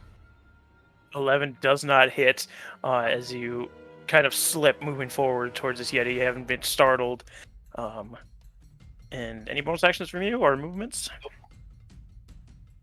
All right. Zaris, you as well. Hi, Orlin just told you the Yeti is probably here as this roar rings through the cavern, shaking the stalactites above you. Yeah, I Quick would be question. like booking it with him. Yes. Are we using the battle map for this or not? I assume We are, yes. Okay, cool. We So are, I did move at the end there because I didn't realize we were using the battle map for this. Yep, I assumed you were gonna Okay, cool. move during that time. So yes, Zaris. Yeah, I would be like booking it with him. So, what is my speed? Is it just 25 or is it 30? I think it's 30 as a half elf. You're like at right half here. speed, though. Oh, you because are at have half two speed? Oh, levels I'm of at half speed. exhaustion. Yeah, so You're at let's 15. see, I mean, so was dash at would be here, 30. so- Yeah, I would say I would just dash then at that point because I'm not really doing anything at this point because I don't know what's going on. So I would just be like dashing to get beside him. All And right. that would be my turn because I still can't see this shit. Let's see what Boy thinks about this situation, if he's gonna join you or not. He does move forward to help you. As he's gonna try and bite this Yeti, I need to have my stats up for Boy.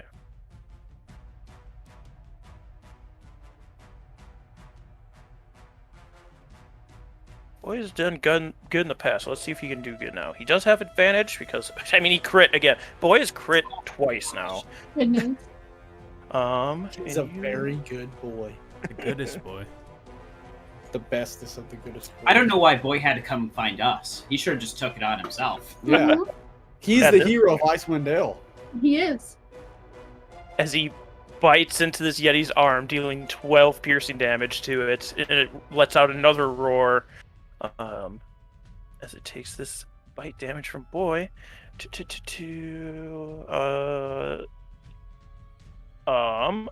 And then Garrett begins to back up to get behind all of you.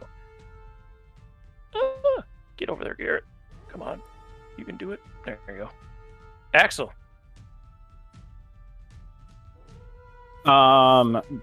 Boy threw off what I was gonna do, but since I cannot reach him, I'm going to move back to here to back up boy, and then I'm going to huck one of my hand axes at the Yeti. Okay.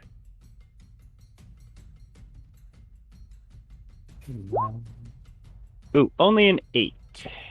Yeah, you aren't able to quite make purchase with it as it's trying to swing boy off of its arm. Unfortunately.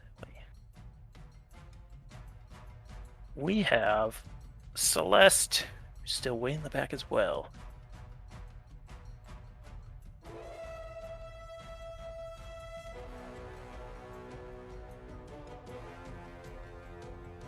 Can't see anything. Can't see anything. Right. So that'll be my turn. All right.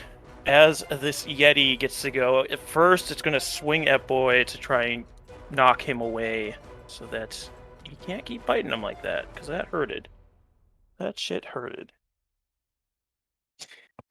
Yeah, he hits. I'm not going to tell you what he got to hit, because it's bad. It's real bad. As he smacks boy, doesn't knock him out. Boy's still standing. He's going to swing once again at him. Hits again. And he knocks boy into the wall, knocking him down. I will say he moved a little bit so that he's not in Axel's way. Even though you could stand on top of him. And then with his final act of his turn, he's going to stare at you, Heinlein, as he roars again. You can see his eyes begin to turn in ice blue. I need a Constitution saving throw from you, please.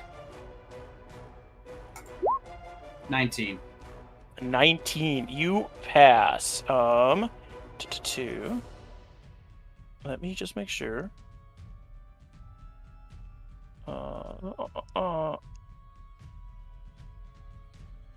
Cool. Yeah. So it begins to gaze at you as you roar and you steel yourself, and as you start to feel this icy wind come over you, but it does not affect you. Yeah.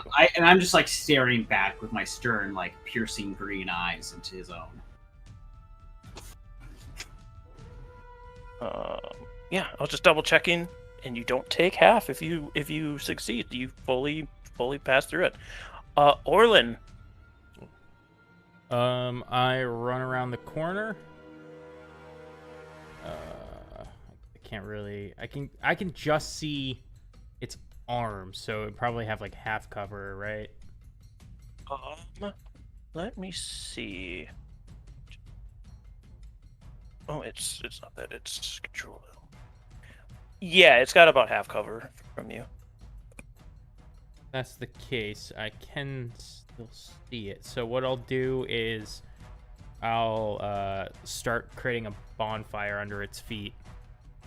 Okay. So it's got to roll I assume dex save? If you want to put it in the chat. Yeah, dexterity save. All right, and does it happen right away, or is it on his turn? It's right. I think it's right away. You create a bonfire. Spell ends match bonfire. Any creature in the bonfire space when you cast the spell. Okay, cool. It fails its dex save. Sweet. So it takes 7 fire. And as it takes the 7 fire, Highland, you can see this Yeti starts to look very concerned as it's trying to stomp on its way. It is your turn. I'm gonna continue moving after that, though. Oh, yep, go ahead. All right. Seeing it kind of like lose its focus. I look over towards boy, who was only there trying to help his master defend his master, And I'm going to step up and I'm going to try and slice across him. See if it works. It doesn't. Now one. That one, no, like you clang against the cave wall as you're trying to slice him. How wide You is? son of a bitch! How much space And does that Great Bonfire take? I think It's in the 5 5 foot. footers. The 5-foot cube. Okay, cool. Just wanted to see where he had to be and where he couldn't be anymore. Where would you put it down? The only spot I could have seen is that top right token space. Right, that's right. So right there. Sorry, top left. I don't know why I said right. That's fine.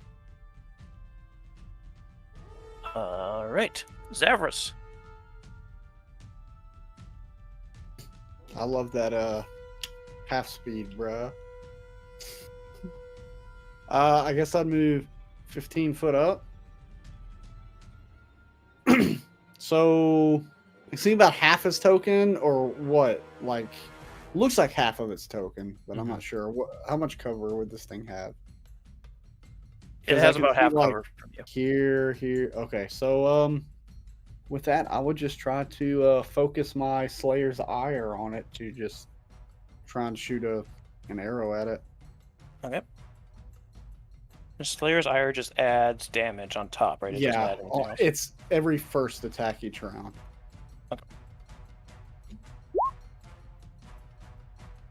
For a 19. 19 hits, even with the half cover. All right. 4. Oh wait, plus the And- 1d6. Plus Yep. the 1d6. Yes, let me add that. Max out with this d6. Come on, I love you. That's 4, so 8. 8 damage as you connect with this thing that's currently very afraid of the fire that's around it. Boy needs to make a death saving throw. All right. Garrett is still hiding in the back. Axel. Seeing the Yeti, now both of them react fairly negatively to the fire, I'm going to run around and like kind of skirt behind Heinlein and try to keep, I can make it to there, like skirting around the right side of the Yeti. Okay. Just so it has fewer escape options, so it can't run away from the fire. And then I'm just going to try and hit it All right. with my war pick. Ooh, 23. 23 will hit. For 12. Yes, thank you for that big damage. As you hit this thing in the back. Oh, I got that. You hear it begin to mumble to itself, but you can't make out what it is trying to say. Because you don't speak its language.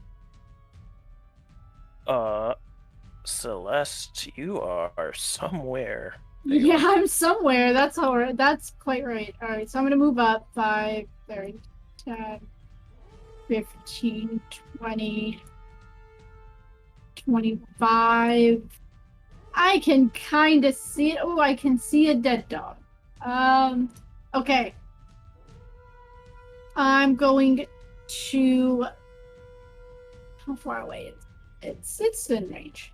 I think they're both in range. Yes, they. I'm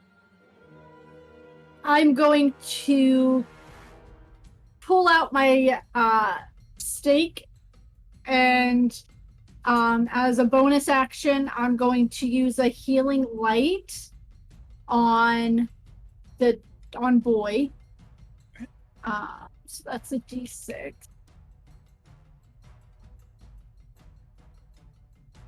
So boy will be healed up 5, and then I'm going to use, that's my bonus action. For my action, I'm going to Sacred Flame the Yeti. Has to make a save, correct? Dexterity. Yes. Dex. It passes. Yeah, so it takes nothing. All right. The Yeti's turn. He steps out of the bonfire, like stomping it off as he goes, and he's gonna take his attacks. He's gonna turn to slash twice at you, Axel. They're at disadvantage though. I mean, with disadvantage, he got a 19. Yeah, 19 still hits. That's 9. Oh, that's right. I wasn't doing the right amount of damage to the boy. He should have been down earlier. Anyway, 9.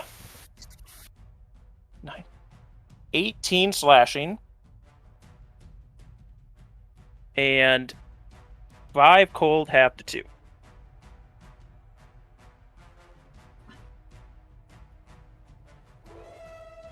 Okay. How's Axel looking? Oh, I mean, I'm still up. Here comes part 2. Oh, I mean, will a 16 hit? Oh, no, it doesn't. As Like, barely hanging on. Yeah, he hits you with the first one, and then as he comes around the flash of the other, he gets a glance of the fire, flinches for a second and misses, but he turns back to try and use his gaze, and his eyes start to glow, but you feel your Goliath resilience being able to stave it off, as it does nothing. Orlin. Alright, I dropped concentration on the fire. Alright.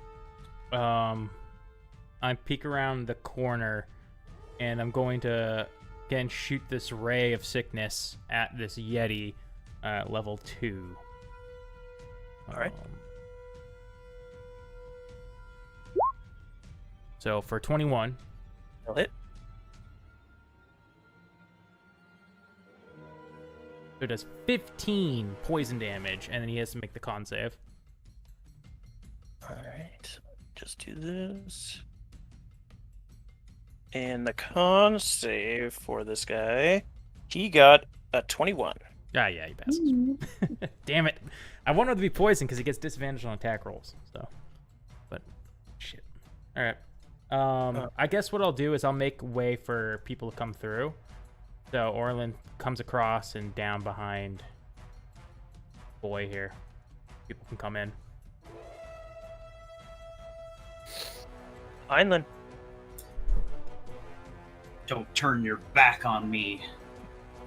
Swing again. Let's see if this one actually goes through. Turn your back on 13. me. Nope. 13 misses. Once again, I'm just like swinging and like maybe it's just because I'm just too like conflicted and angry about the situation, and I'm just like my training's not saving my like performance here. I'm just swinging like out of step, and I just keep like shing shing hitting the walls, not actually stabbing into them. That's it. All right, Zavros. Zavros is gonna just move his full 15 forward here. When I do that, I'm going to use my Hunter Sense as my action. Go ahead and drop that in there. What that allows me to do is I can use it a number of times per long rest as my Wisdom modifier, which is 1, so I can only use it once. But it lets me know any damage immunities it has, resistances, and vulnerabilities. All right. So as far as immunities go, it'd be pretty easy to determine that Yetis have cold immunity, being as they live in it. As far as anything else, you don't see any vulnerabilities or resistances, which good or bad, depending on how you want to take that. But you do see that it did not care for that fire, and it seemed to be a little preoccupied when there was fire. It seems now that the fire's gone and it's not actively hurting it anymore, it doesn't seem to be bothered right now. But actually, well, you kind of saw it. Yeah, you kind of saw it when the fire was there. Yeah, like probably saw like half his body like flailing around, possibly to get away from it. Yep. That is it. Yeah, well, I'm gonna just speak real quick. It's like, Olin, your fire seemed to upset it. Copy that. And that would be my turn. All right. Boy is going to stand up and he's going to look to you, Heinlein. Let's see what you want from it. Do you want it to engage once again or stay back?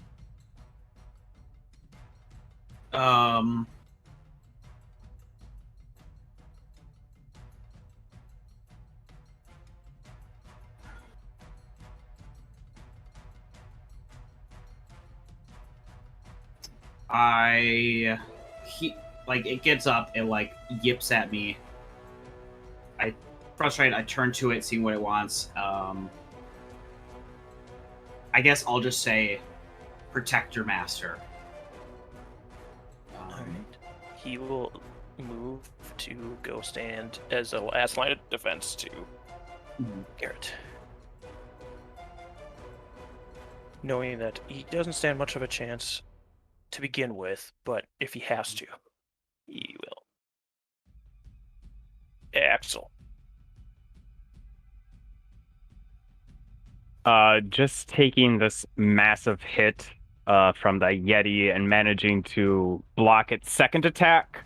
I'm gonna make eye contact with Heinlein, like in between this thing swinging at both of us, and just like blood pouring down my face, and say, "If it comes to it, I should be buried with a blade." And then I'm gonna take another swing.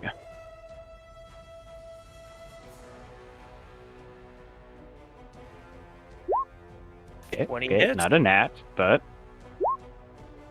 thank you. Roll 20 for that damage. More big damage from Axel as he brings this pick into the Yeti that's like swinging around between the two of you furiously, trying to decide which one should be focusing on.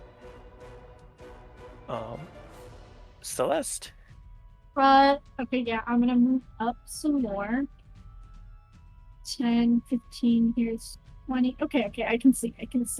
I'm gonna hold up my stake and be like, and go,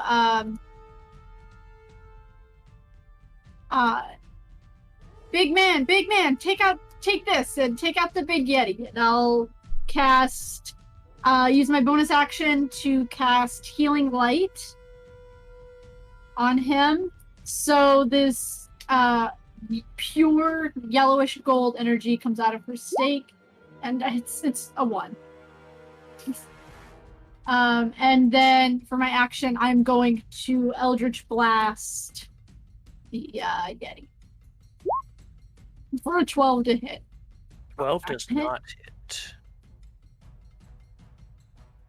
That was lackluster. Maybe next time.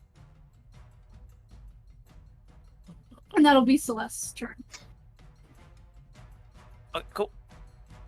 Just checking in on things. All right, Yeti's turn. As it's like windmilling back and forth between the two of you, it's first going to swing at Heinlein. Ooh, for a 14. I like swings down on me, just uppercut. Like I nod to Axel in his request, and I like uppercut his like swing down with my shield. As it came forward with this right and bounced off of Heinlein, it continues with the swing and has its left arm to backhand you, Axel, for 25. Let's do the slashing damage first. Yeah. Well, it's not going to matter. Yeah, the slashing damage was 18. I had 4 hit points. Yeah. I had 3 before Celeste's little healing. No, Axel is unconscious. And that is the Yeti's turn. All right. Orlin. So I'm gonna light a fire under its butt. This square here. Oh wait, hold on. I'm gonna take a couple steps this way. Okay, yeah, and then I will cast that that bonfire right there. On the right here. Yeah, bottom right. Yep. Okay. And is it dex save that I have to do now? Yeah, it's dex save. Puny damage. It got a 13. That makes. Yeah, it just made. All right. Cool. All right. And then I just keep concentrating on it, and I take a step back out of the way again. All right. Heinlein, you just saw Axel fall.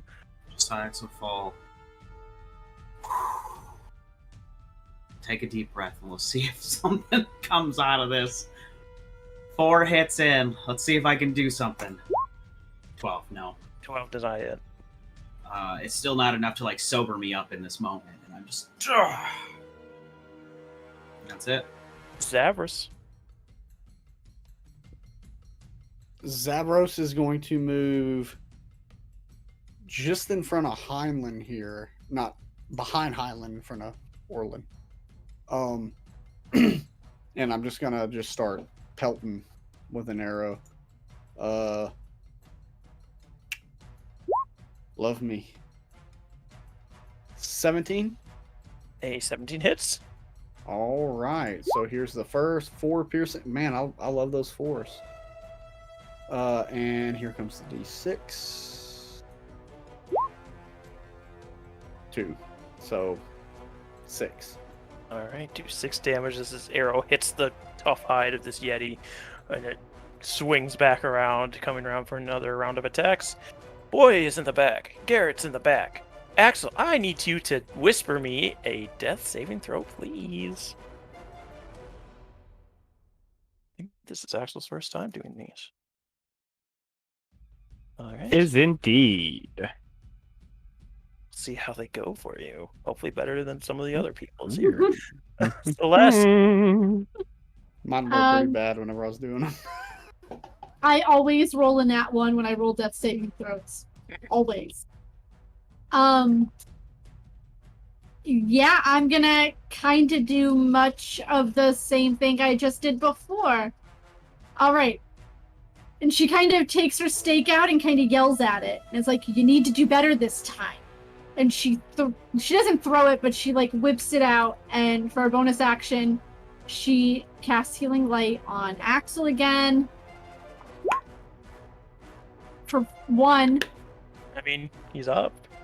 And I'm gonna Eldritch Blast the Yeti. For an 18. So hopefully that'll at least hit. That will hit. For 12 force damage. All right. Actually, your eyes begin to flutter open as you see this blast hit the Yeti who's standing over you as he turns to bring his attention back towards the rest of your group who are kind of funneled up into a cave. It is going to step out of the fire. Because why wouldn't it? But it does have disadvantage this round as it takes 2 attacks on Heinlein. A 16 for the first one. Nope, shield. Pshaw! And the second Kill one me, Daddy. is a 21.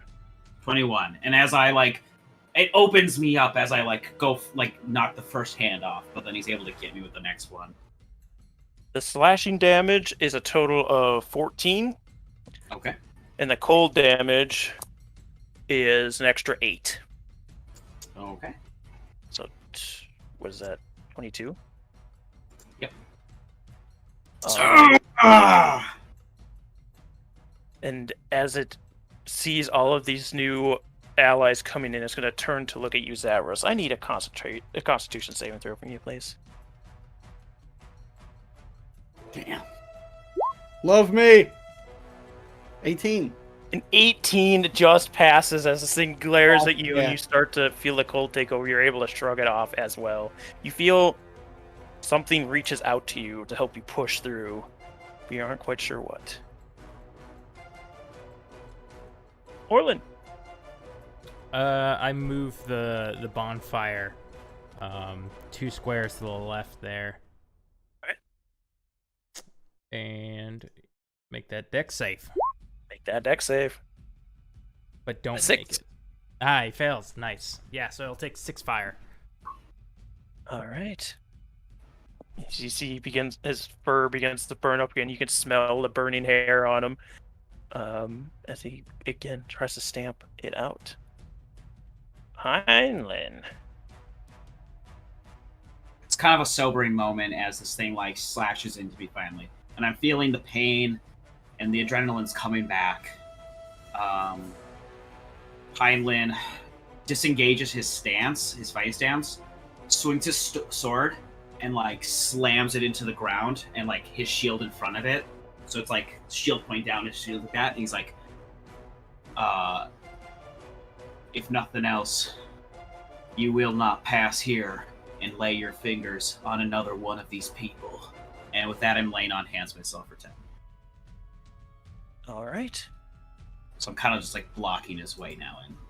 Do you go full Reinhardt and create an energy shield around everyone? I wish I had the power. Zavros. Seeing as how this thing is like right up on me. Damn. This sucks. Yeah. At this point, I would just... So, I have a question. I've been meaning to look this up, but I'm an idiot. And I keep forgetting. Can any player dual wield, but you just don't have, like, your certain bonuses on your offhand? Yes, so for your offhand, you Well- just don't get your proficiencies. It has I to would be a have light to- weapon. Has to be a light weapon, Yeah. and you don't get Yes. it's I your couldn't damage. draw You both don't get of- extra damage to it. I couldn't draw both weapons anyway this round. I would only be able to draw one. Because I can only manipulate one object, right? I can say if you drop your bow, you can pull both. Like you can just double brandish them essentially at the same time.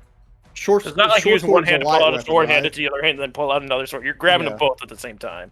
So, I'm going to do a Dritz moment here. Because, fuck it, why not? I didn't even know Dritz was a ranger till the game came out. I'm going to drop the bow and just, like, quickly draw both my short swords. And I'm going to go to attack with the first one. Right. Do you have to have multi-attack to attack with both of those? Or do you just... Nope, don't? you can Oh. you can bonus action attack with your offhand. You just don't get like bonuses. Yeah. So here's my first one here. Please. Whoa, 18 that will was a hit. short bow. Nope, that's wrong. Oh.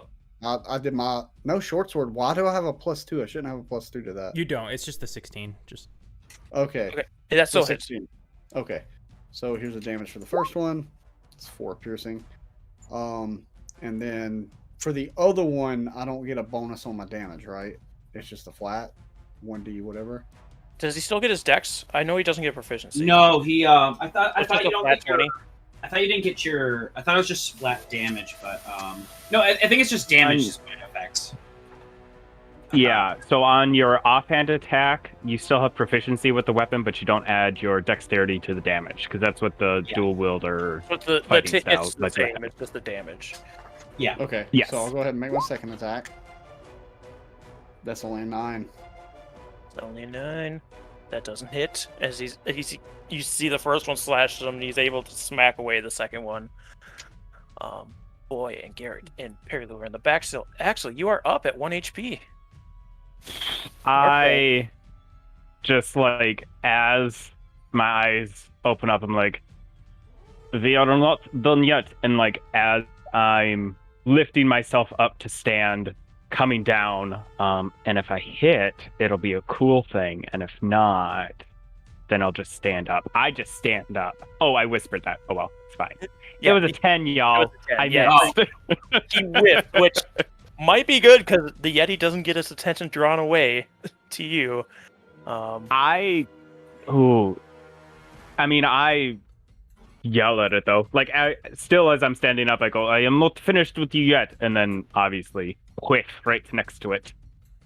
If you want to do a persuasion check for me to see if it draws its attention away. And you, like, the wind is starting to pick up and you aren't able, doesn't seem like it. And the Yetis haven't really been able to understand what you're saying anyway, so There's it a might have lot of heard a noise, shit. but it doesn't know how intimidating that noise is or not, if you're like laying on the ground still or something. Celeste. Seeing that Axel's still up for the moment, at least, I'm just going to Eldritch Blast the Yeti. For a 16? That will hit. 5 force damage. Alright. And I'm Anything gonna else? no, I'm gonna stay where I am. I don't have any bonus actions that I can do at the moment. Alright, he's gonna move again. Zavros, you actually get an opportunity attack if you'd like, and the other guy, Axel. Yeah, I'm gonna take that shit. So he tries to step away from this fire. Damn, another Both 10. of you miss as it kind of glides away from both of you, and it will swing down on Heinlein. With disadvantage because the fire is still there. It's still got a 25 on its first one. Okay, that'll hit. For I should know what the plus is. 14 for the first one. Okay. And the second one... Or no, sorry, it's only cold damage. On top of that. 6 more on top of that for cold. 6 more. So he slashes down, and I'm like bracing into it, but then eventually his hand just crushes through, and I am prone. Alright. You are down currently? Yep. Alright. And as it pushes Heinlein down with this one claw, it's gonna look up at you, Celeste. I need a Constitution saving throw from you, please. As its eyes begin to glow this icy blue once again. It's gonna hit one of you with this. 7. There it is. So, Celeste. Yeah, you might not get the extra effect because it might do too much. 23 points of cold damage. What does that leave you? Still standing? Yes, I'm still standing. Barely. You feel this cold just make its way into your bones, and as you take all this damage, you are unable to move yourself. You are currently paralyzed. Alright. Let's move to Orlin then. Okay. Gonna move my fire to the top right. Alright. Just scaring this thing around. Only 2. God. Dex save from it. Got a 14. Yeah, it just makes. Alright. Anything else from you? Is that your action to move it or your bonus? It's an action because it's not actually moving. I would be recasting it. I'm just flavoring it as moving it. You're still keeping them at disadvantage, so that's good. Yeah, that's my action to do it. Don't really have any bonus actions at the moment, so that's it. Heinlein, I need you to whisper me a death saving throw. Alright, ski. I think this is your second time, Heinlein, so you're used to this already. Zavros. So this is how I'm gonna flavor this. As I drop these short swords, I'm like thrusting them into the ground, reaching down, grabbing my bow, and just like trying to spin, and I'm just gonna fire an arrow. Alright. As I grab an arrow out of my quiver, kick it up some snow.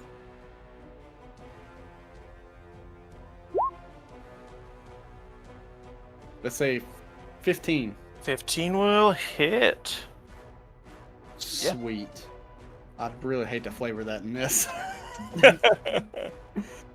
So 4. Man, I'm rolling 4 like crazy. And then I did 5 damage. 5 damage. Alright. And that would be my turn. Yeah, that would have to be my turn. I don't have any All right. bonus Axel. actions.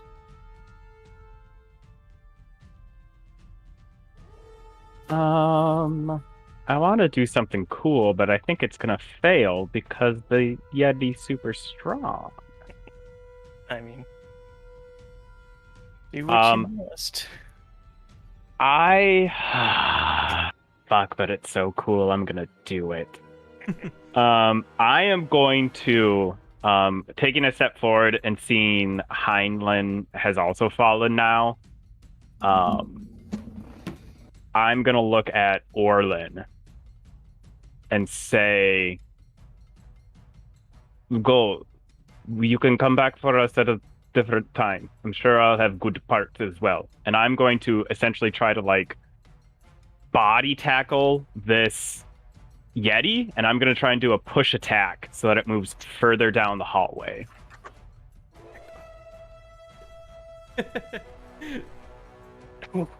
Shit.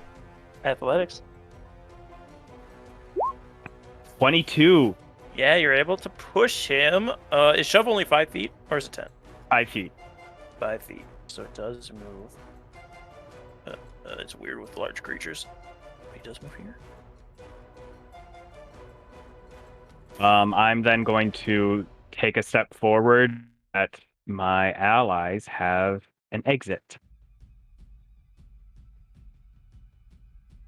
All right. Celeste? I can't do anything. I'm paralyzed.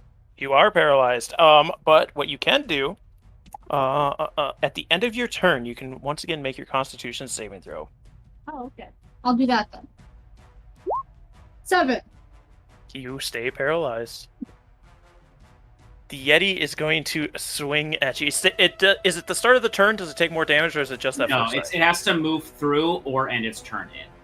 Okay, so if it ends its turn there, then it will. Yeah. But it's going to swing at you, Axel, at disadvantage. Oh, Okay. It got a 13 for its first swing. That misses. Second swing. Oh, 14. So it's like Yeah. this fire is just overtaking it as it's trying to swing down at you, but isn't able to make purchase. Orlin, Oh, is it gonna stay there? it has to. Shit. Okay. So Then then it Unless has it to make backs up. Yeah, it could back up, but it doesn't want to keep in. it just smack. takes the damage on that. They don't do another dex save, I don't think. If they Alright. end their turn there. Just I'm correct. 3. Creature must also make a save. Oh no, when it okay, no, it does have to make it. Yep. It has to make a Okay. dex save. It failed it anyway, so All it takes right. that 3. Takes that 3. I'm gonna start moving this way. Why isn't it changing? Oh wait, hold on. So is an offhand attack a bonus action, or can you only do an offhand attack? It's when you make an attack action, you can also do a secondary attack with your offhand. Okay, so it's not a bonus action. It is a Darn. bonus action to do it. But you But have only to if start. you use. You have to your do an other- attack yeah. action first. Okay, never mind then. That's that's it. I just moved down this way. All right. You didn't move the bonfire, so I think you still get an action, right? It's not an action to concentrate it. That's a good point. You make a really good point. Brilliant. So what I do is I cast Toll the Dead as well on it. All right. Wisdom save? Wisdom, yeah. 18. Yeah, he makes it. Oh well, it was worth a try. Heinlein, I need a death save from you, me boy. An 11. Sorry, I gave it away. He has 1 pen. Oh, wow. I have to stop Way to myself. kill the drama. Yeah, I have to stop myself from not seeing the Yeti's HP every turn. So Just my mute first your mic one. every time it's my turn, okay? okay. This guy was Zach- revealing us doing fucking revealing our Zach- shit. I mean, you don't know what the first round was. That's Avarice. Huh. I'm going to shift right there, and as I do, I've got an arrow drawn, and I'm just like firing on this thing. All right.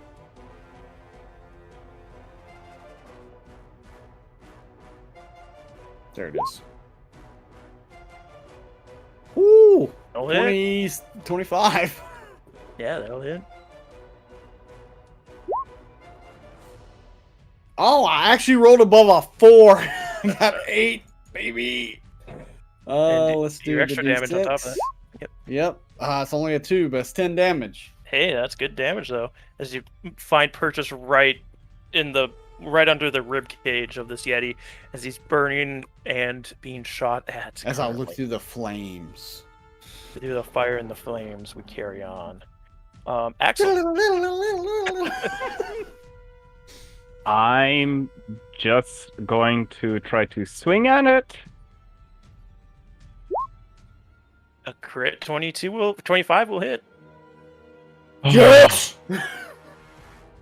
Oh, Okay, not my best damage, but The crits always roll low on damage.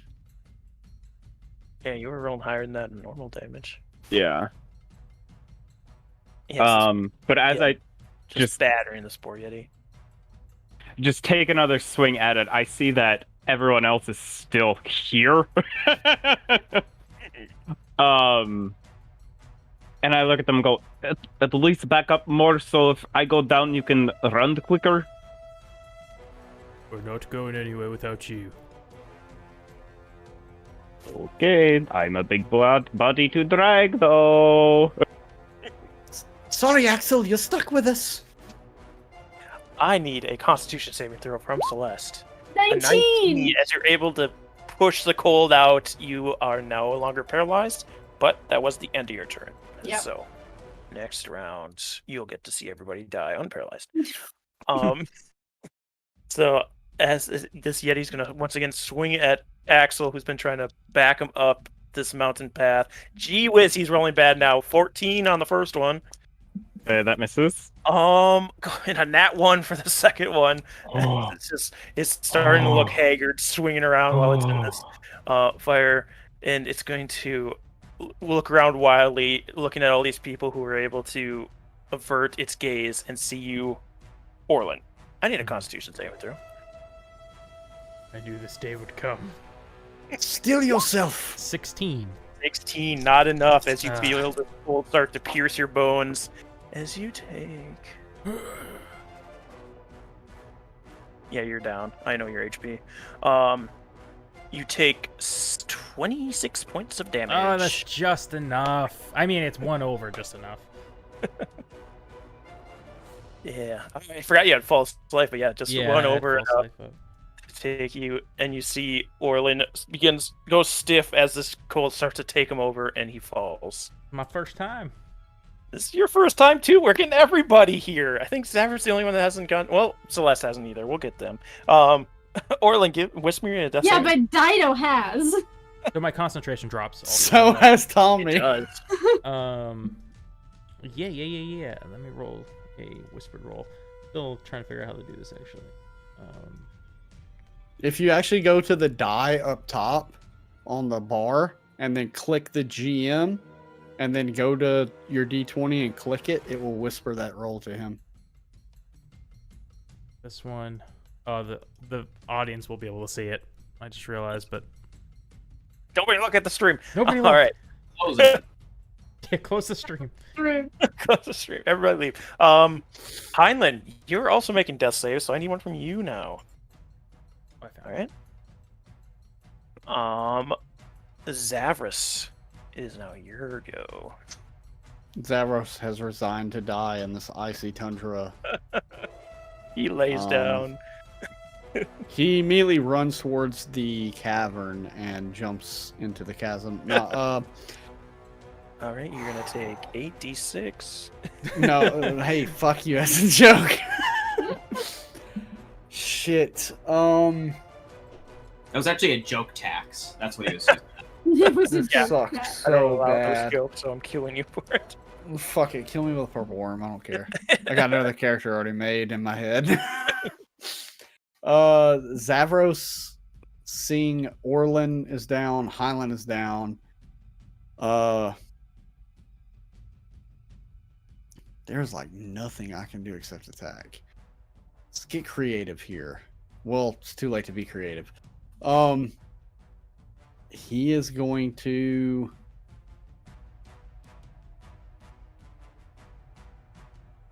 Yeah, that would be an action.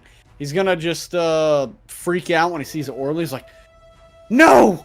And he just like grabs an arrow and he hunkers down. He really tries to aim true on this as he pulls the arrow back and lets it go.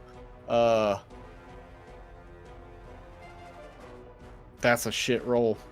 Oh, No, it's not. It hits. I see a 4 and 11 on my dice on the screen. I'm like, oh no, but I got a +5. So, give me good damage.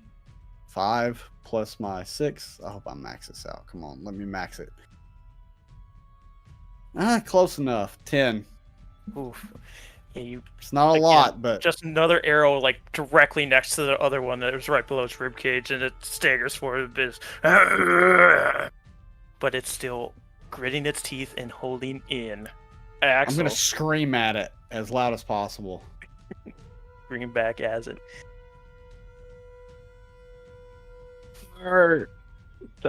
Garrett and them, they're just like hiding around the corner, aren't they?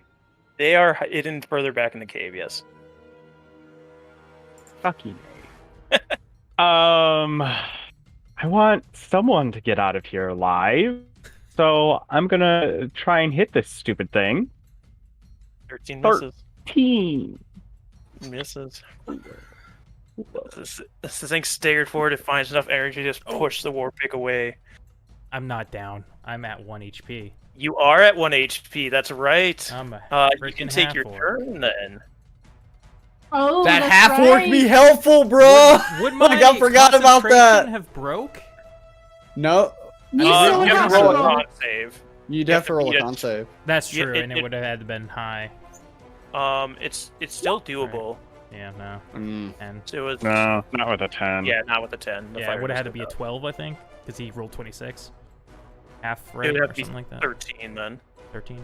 Yep. To retcon, Zavro just saw Orlin get really fucked up, so that's why he Yeah, did Yeah, that. Orland's not looking great. Maybe I like went down and then like I kind of, got a kickstart. Everything's again. moving quick, so it probably looked like you were going Yeah. to fall, and I was He like, just pulled a no! Willy Wonka. He like tumbled and whoa, I'm up. Yeah. You can take your turn though, Orland. Oh, okay, yeah. I will recast Great Bonfire, only this time on the back end here. It got a nat 20. Not that easy. Yeah, as you start the fire, it just kind of looks at you as it growls some back at you. But it rolled nat 20, so it's fine. Okay. Question, does the Yeti speak Giant, or is it a different language? Axel doesn't understand it. I'll keep holding. I don't know that, if you speak Giant, but anybody who speaks Giant doesn't understand it. Oh, keep- okay. I was just curious. holding that fire there, and then I like kind of try to duck behind the kind of like turn in the wall. That'll help that much, but Celeste, it is your turn. Yeah. So I'm gonna squat down and start digging through my bag. And it's like, nope, Mr. Highland, your job is not done yet. I'm gonna pull out my healer's kit and I'm gonna try and use my action to dress his wounds. All right. Um, You have to so- make a roll still, though, correct? No, as an action, you can expend a use of the kit to stabilize a creature that has 0 HP without needing to make a wisdom save. That's right. That's the bonus of the healer's kit. You don't have to do the check. So yeah, you are stabled, Heinlein. But you're at 0. So We're not out of this bullshit yet, Yeah. DM. it's the Yeti's turn. He's going to swing at you, Axel, for 20 on disadvantage. Yep, it doesn't I- matter. Yeah, I assume you go down here. I'm gonna see how much he does. I don't think he can do enough to straight out kill you, but you never know. Not with my cold resistance. Yeah, 15 and 2, so 17 total. You'd have to do way more. So with you being down, he is gonna step over you to swing at Zavros. It is still a disadvantage. Hey, It's lucky gonna for you, hit. Zavros, that's a 13. What the fuck? But he does have to continue moving because he can't stay there. I mean, I think technically he can, but I'm not going to let him. Heinlein, you can take an opportunity attack at disadvantage. I am at 0. I'm Oh yeah, stable. you are at 0. That's He- right. Never Yeah, mind. he's still unconscious. Or then, shit, this dude's moved up on me, huh? yeah. My best chance is to move the fire if it's affecting him so much. So, I'll put it on the bottom left here. Token. All right, a dex save from him. Oh, such pathetic damage. He does take that damage though. Hey, Yo. nice good old 1 fire damage. Heinlein, yours. Oh, that was your action. Did you want to do anything else? That is my action. No, I mean, if I move, he could just knock me out anyway, so I'll stay. All right. Heinlein is stable. Zavros. Ooh, this is one of those situations.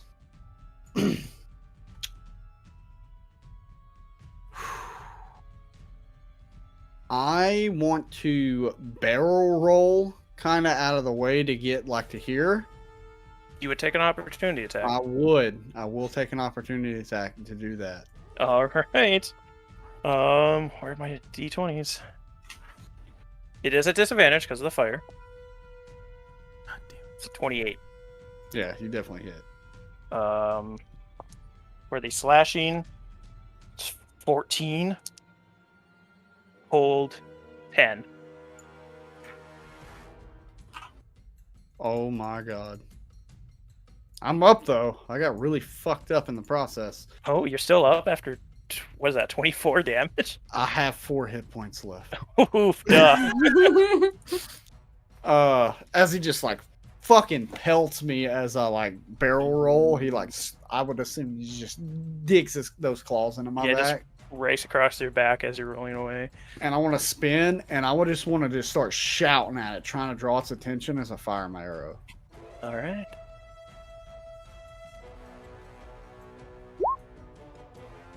And that's a miss. Not one. All right. Yeah, you miss. What do you shout at?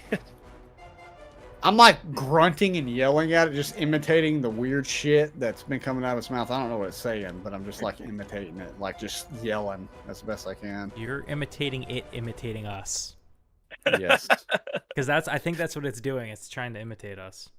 I need a death saving throw from Axel. Is this a new round of them? Yeah, it is. No, wait, is it a new round of them? I did want to iterate that like I was yelling at it to like Yeah. draw its attention away from Orlin, if that's possible.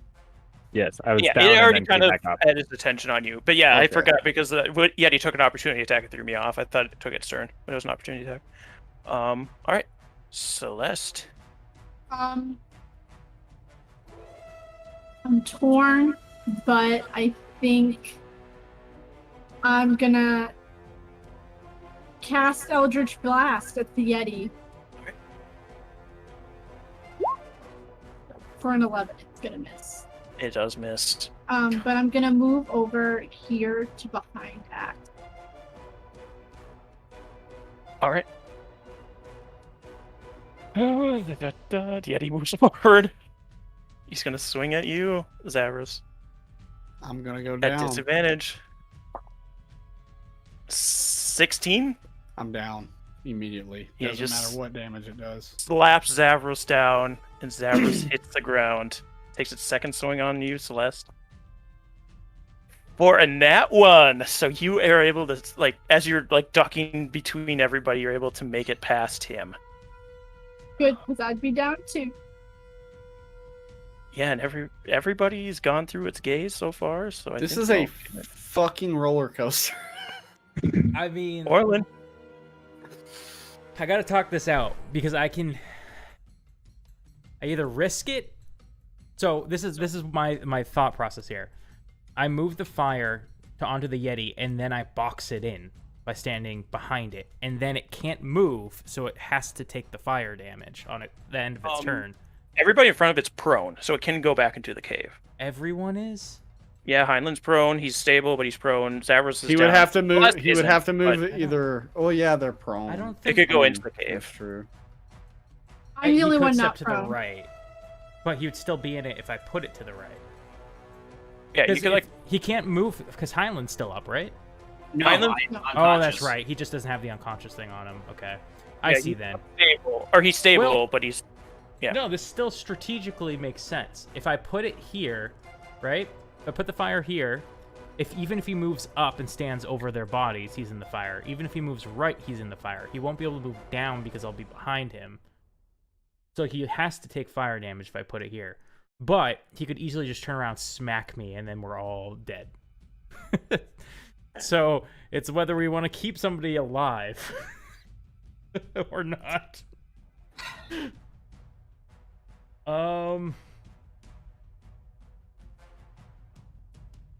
I don't think Orlin's that. No, because Zavros is over there. Fuck.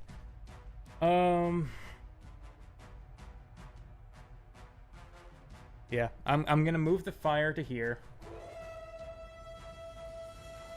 So he's got to go ahead and make his save. Please fail. This is big damage. 16. Okay. I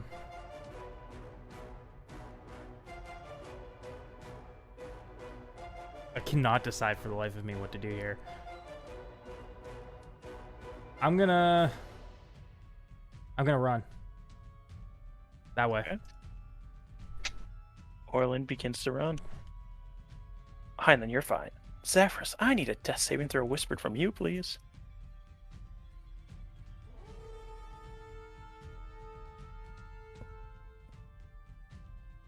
Alright.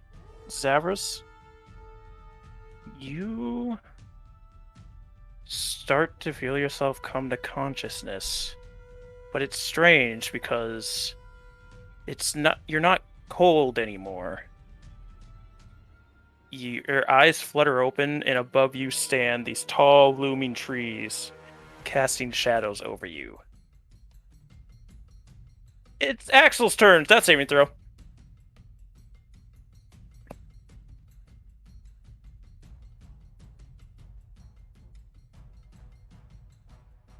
Alright.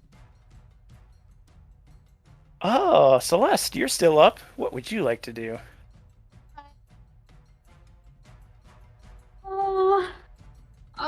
This feels very, very familiar. I can't run past this thing, so I am going to. If I do a ranged attack, it's a disadvantage because I'm close, right? Because I'm within 5 feet. 5 feet. All right. No, it's probably not a good one. What do All right, I'll just Sacred Flame him because I can't do anything else. Right? What's the save? It's a dexterity saving throw. He fails. So it's 7 radiant damage. Celeste, would you like to describe how this radiant damage kills this Yeti? Oh, fuck me! Do you know how long this Yeti's been at 1 HP, guy? So, yeah, so she's just kind of like looking around, and it's like, okay, she knows Heinlein will eventually wake up, and she's like, now there are 2 more people, and Orlin is leaving, and she just grips her her stake like really hard, like almost to the point that there's like blood dripping down it, but instead of it being red, it's like this almost like molten gold, as that gold just shoots into this Yeti. And the Yeti hair just completely burnt at this point. I needed that pelt, god damn it. The Yeti drops and is dead. It's radiant damage, it's not fire damage. I mean, the fire damage has been done by the bonfire. True. But as we see majority of our group, Orlin, I assume, would stop once he hears the Yeti drop. Yeah, I mean, my plan was to just get enough space, turn around, attack, move back, attack, move back. What do you mean quotes? We see many of our party members laying in the snow, still clinging to life. Zephrys, you continue to move through this forest. The fuck? You sit up and you look around. You see this shadow-covered forest, and it's something you've seen before. You can't quite put your finger on where, but you stand up and start to move forward, and you hear these creatures like crawling through the brush. You can hear twigs snapping, leaves shaking. What turn are you in initiative? Are you next to do a death saving throw? No, I should. No, Orlin is next, so I won't do that yet. I won't do that yet. But you continue to move forward, and the shadows are covering over you as you see 3 figures moving through the trees in the distance. And that's where we'll end our session. So, thank you guys so much for joining us. A hard fight today. They got a little too cocky with the first one, so I had to pummel them down a little bit. But we'll be back next time, as we still have people making death saves, so I have those saved here. Zavros and Axel are still hanging in the balance, so we will see how that turns out next session. So be sure to join us then. But until then, be sure to join us on Sundays and Mondays at 7:30 Eastern Standard Time p.m. For Lost Song of Phandelver on Sundays, our follow-up to Lost Mine of Phandelver, as well as a Morris on Monday. Be sure to follow Swindler's Den at all the social medias, and as well as all these lovely folks who gave you their social medias at the top. Yeah, check out YouTube to catch up on things. The Patreon's $1 for audio only. Otherwise, we'll see you next time. Peace.